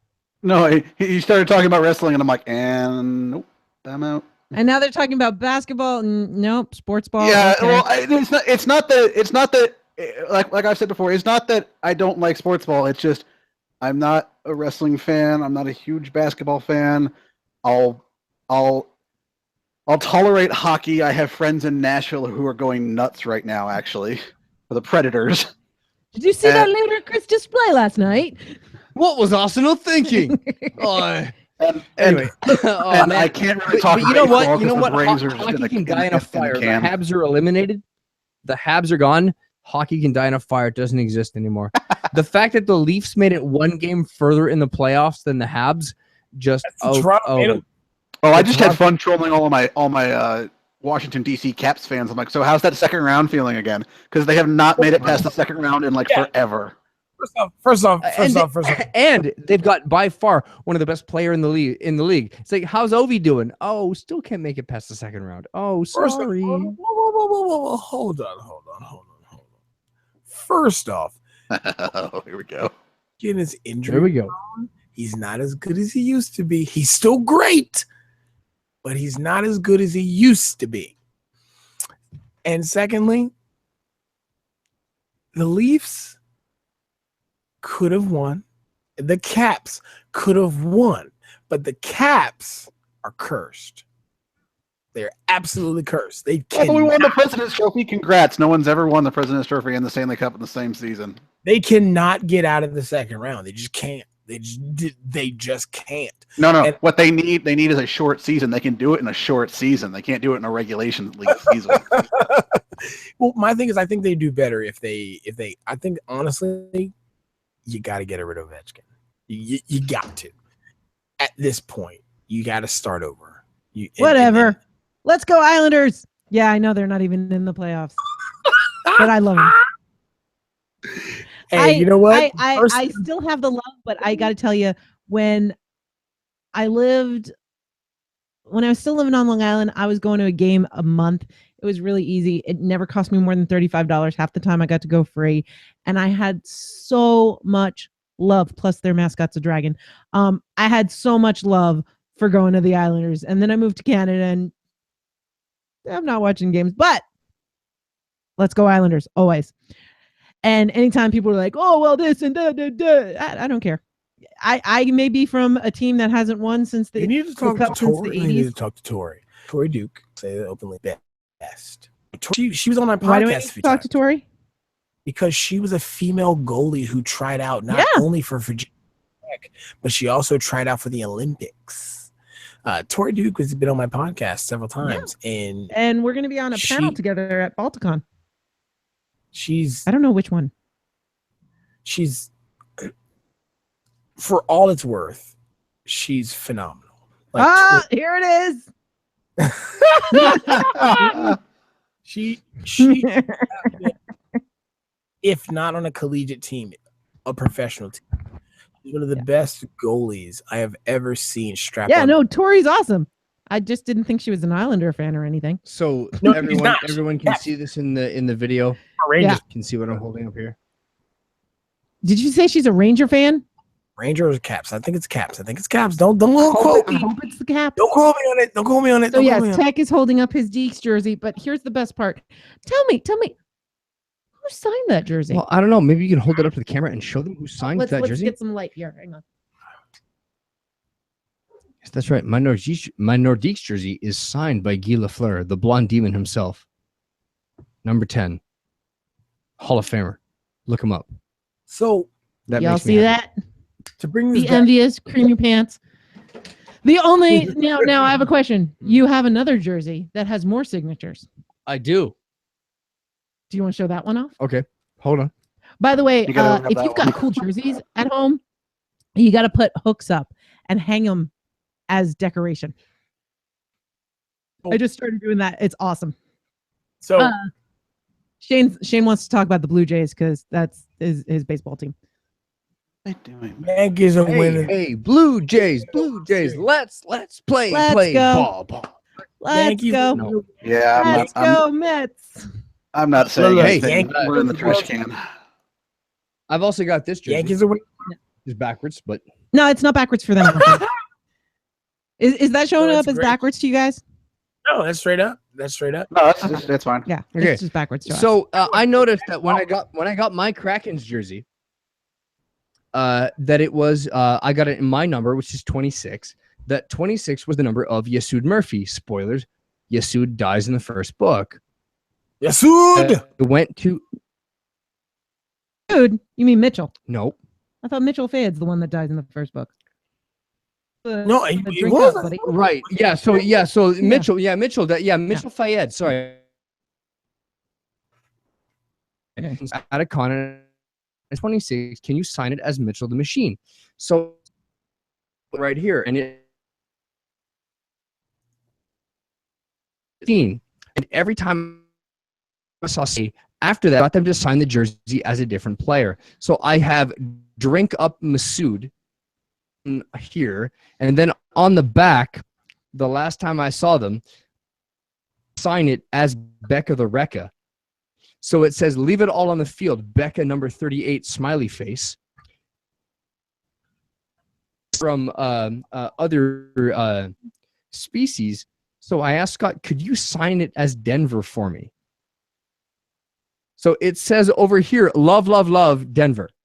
Love, love, love. Love, love, love. The only thing I'm missing is I asked him on Twitter, how would a key player sign a jersey?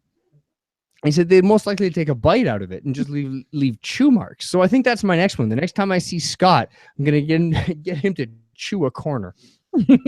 But I think I have, as of right now, the most autographed Kraken's jersey out there. Because I'm trying to get every player on the Kraken's team to sign my jersey, which is just Scott doing it again and again. And I get that, but I don't care. I've got the most autographed Kraken's jersey. Yeah. Yes, you do have the most autographed Kraken jersey, because sadly I haven't had the funds to buy one. But have you been a player that stopped Jew Tweety on the 1 yard line? J.O. No, I have no. Really? J. Otaku's a player? Yeah. I'm jealous, man. Also, our good friend Mike, who has been on the podcast a couple of times, is a player for the Jupiter Planets, Jupiter Jacks. Jupiter Jacks. It's Jupiter So Jacks. there's a key linesman by the name of Mick De Jong. Yeah. Who is Mike De Jong, a good friend of ours, Who's been on the podcast. He's been on the podcast twice He's now. a patron. And a patron and a really cool guy, but he's also a named fan, which was kind of funny that I mentioned Scott at work one day, and his ears perk up and he goes, do you mean Scott Sigler, the writer of the GFL series? And then, why? And then we just ignored it and then realized that we had this other connection. Yeah, it was when he came to the house. We were talking about Warhammer, and Tech mentioned something about PG Holyfield. He goes, I know that name. I know that. Well, my friend, there's this guy, it's this author that I talked to on Twitter, and I'm a big fan. He probably doesn't know who I am, but I am in his books because I did this whole thing and blah, blah, blah. I'm like, okay, who? Tell me who it is. Scott Sigler. Okay, did you not see the wall of, I have an entire shelf dedicated to Everyone Scott. has a shelf of Stigler. Who's a Stigler fan? and he's just like, oh my God. It's so funny because every now and then that happens. Like I remember I was on I think it was Hooplecast, but it was Matt Humphreys and I said something about Scott. Somebody was like, somebody was living in Phoenix and they're like, I'd like to go to a convention, but I'm kind of nervous. I was like, oh, you're in Phoenix. I should have sent you to Phoenix Comic-Con. My friend Scott, he's there this weekend, and you definitely find a party. Just go to Scott Sigler's booth or any of his panels, and you'll have a good time. And Matt goes, Bargy takes over. Yeah, he's like, you know Scott Sigler? Yeah. Oh, cool. I read his books.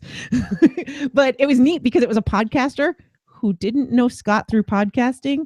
He found him in Kohl's.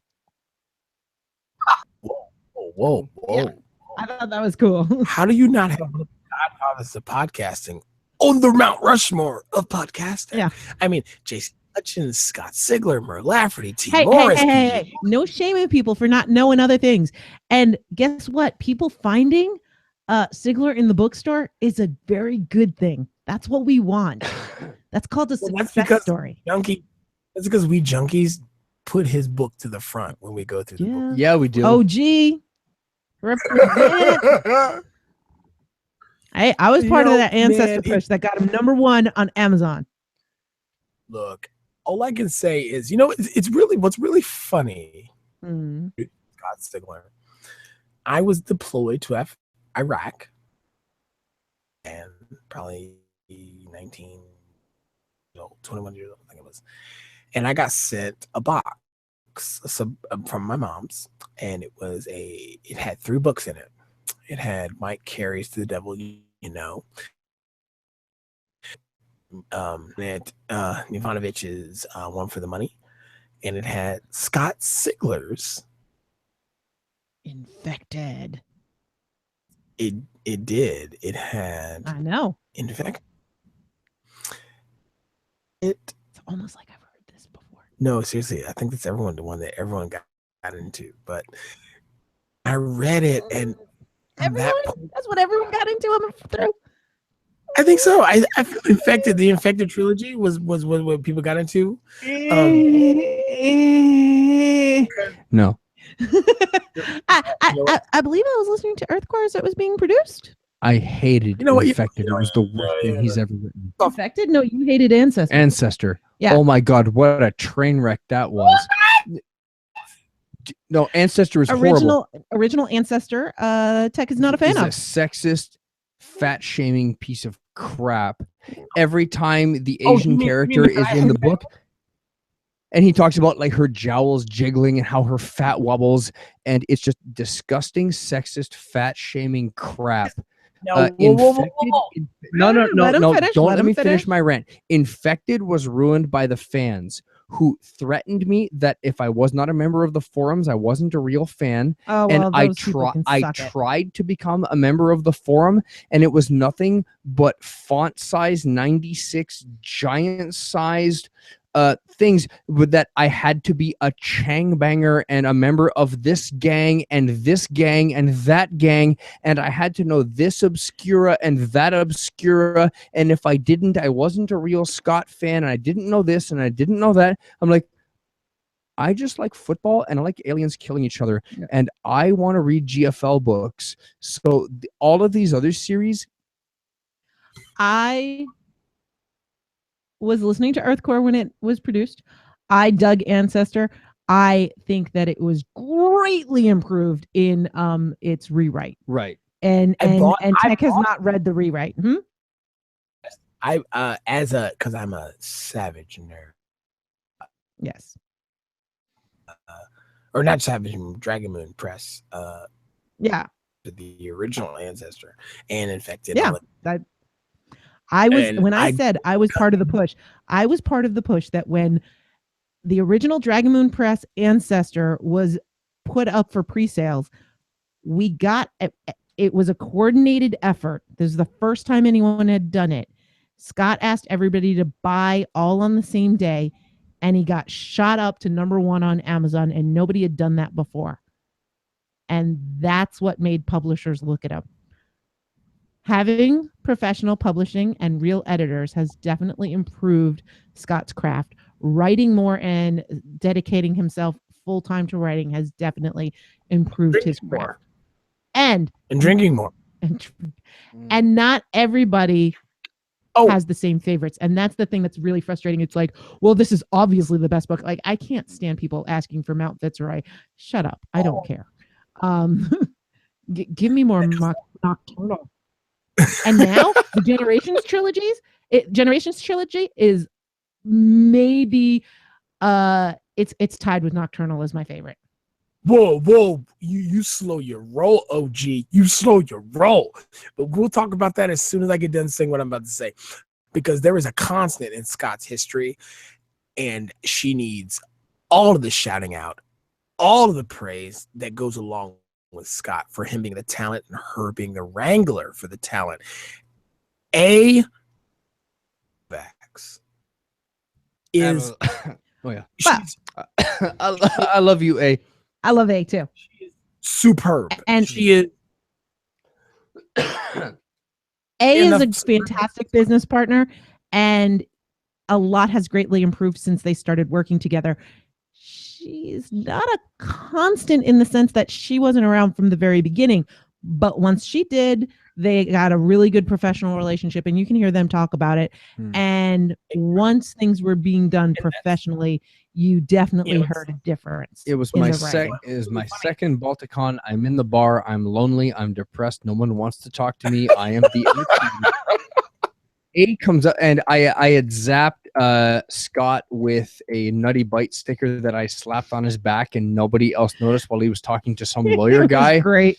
And I'm kind of alone, sitting by myself, and A comes up and talks to me. Yeah. And she's the daughter of an Air Force dad. I'm the son of an Air Force dad. The two of us commiserate. She buys me a beer. Yeah, A's awesome. I love her. And then we just sit there. We have this amazing conversation, not related to Scott, not related to anybody else's projects, just about being base brats and being like cool people. And she is just the most amazing, beautiful person on this world. She does not get enough credit for the work that she does for Scott. Dude, I know he pimps her out like every time he can. It's not enough. She needs more credit. Well, and what I love about their relationship is she doesn't work for him. They are business partners. Right. Exactly. And that has definitely helped. Oh yeah. And this is where I get into a really serious topic. I know this is after dark, and we normally. Oh boy. Did we lose him? Did he cut out? We're about to get into a serious topic, and then he shuts Here he it. goes. Oh, All right. it's a long pause. There he is. I'm pissed. All right, can you hear me? Yeah, go ahead. Okay. Nope. What you would consider really beautiful, right? She's a plus size girl. What? No, you're I have you're dude, breaking in and out. Type what you're saying. Damn it. Because I have God no idea damn what you're saying. Type it. Son of a lo- But yeah, no, I mean it's I would say most of the time when I talk to either of them, it's not about the fiction. It's just chatting, you know? Mhm. It's just people chatting. And I don't know how we got to this topic. Anyway, I think It's all we're me. it is. It's always your I'm fault. waiting to hear what Jason's last thought is. I know. I was waiting for him to type it. That, and we have to teach a class at 9 a.m. I know. We're gonna have to go. Jason, type out what you're trying to say. I did. It is, and you're right. Oh, there it is. It go back to she's the plus size girl of. Right? No. Jason, pay attention to the chat. What did I do? What did I do? Anyway, we're gonna wrap this up. And Jason, you and I, we need to coordinate about Whispers of the Heart. Yeah. Is this a podcast? My Is topic. what I'll talk to you after. So we need to coordinate. You're gonna have to give me your schedule and Jen's schedule so we can figure that out. Thanks for joining us, Shane. Thanks for joining us, Jax. Anytime. I'm gonna stop the broadcast. Bye. Bye.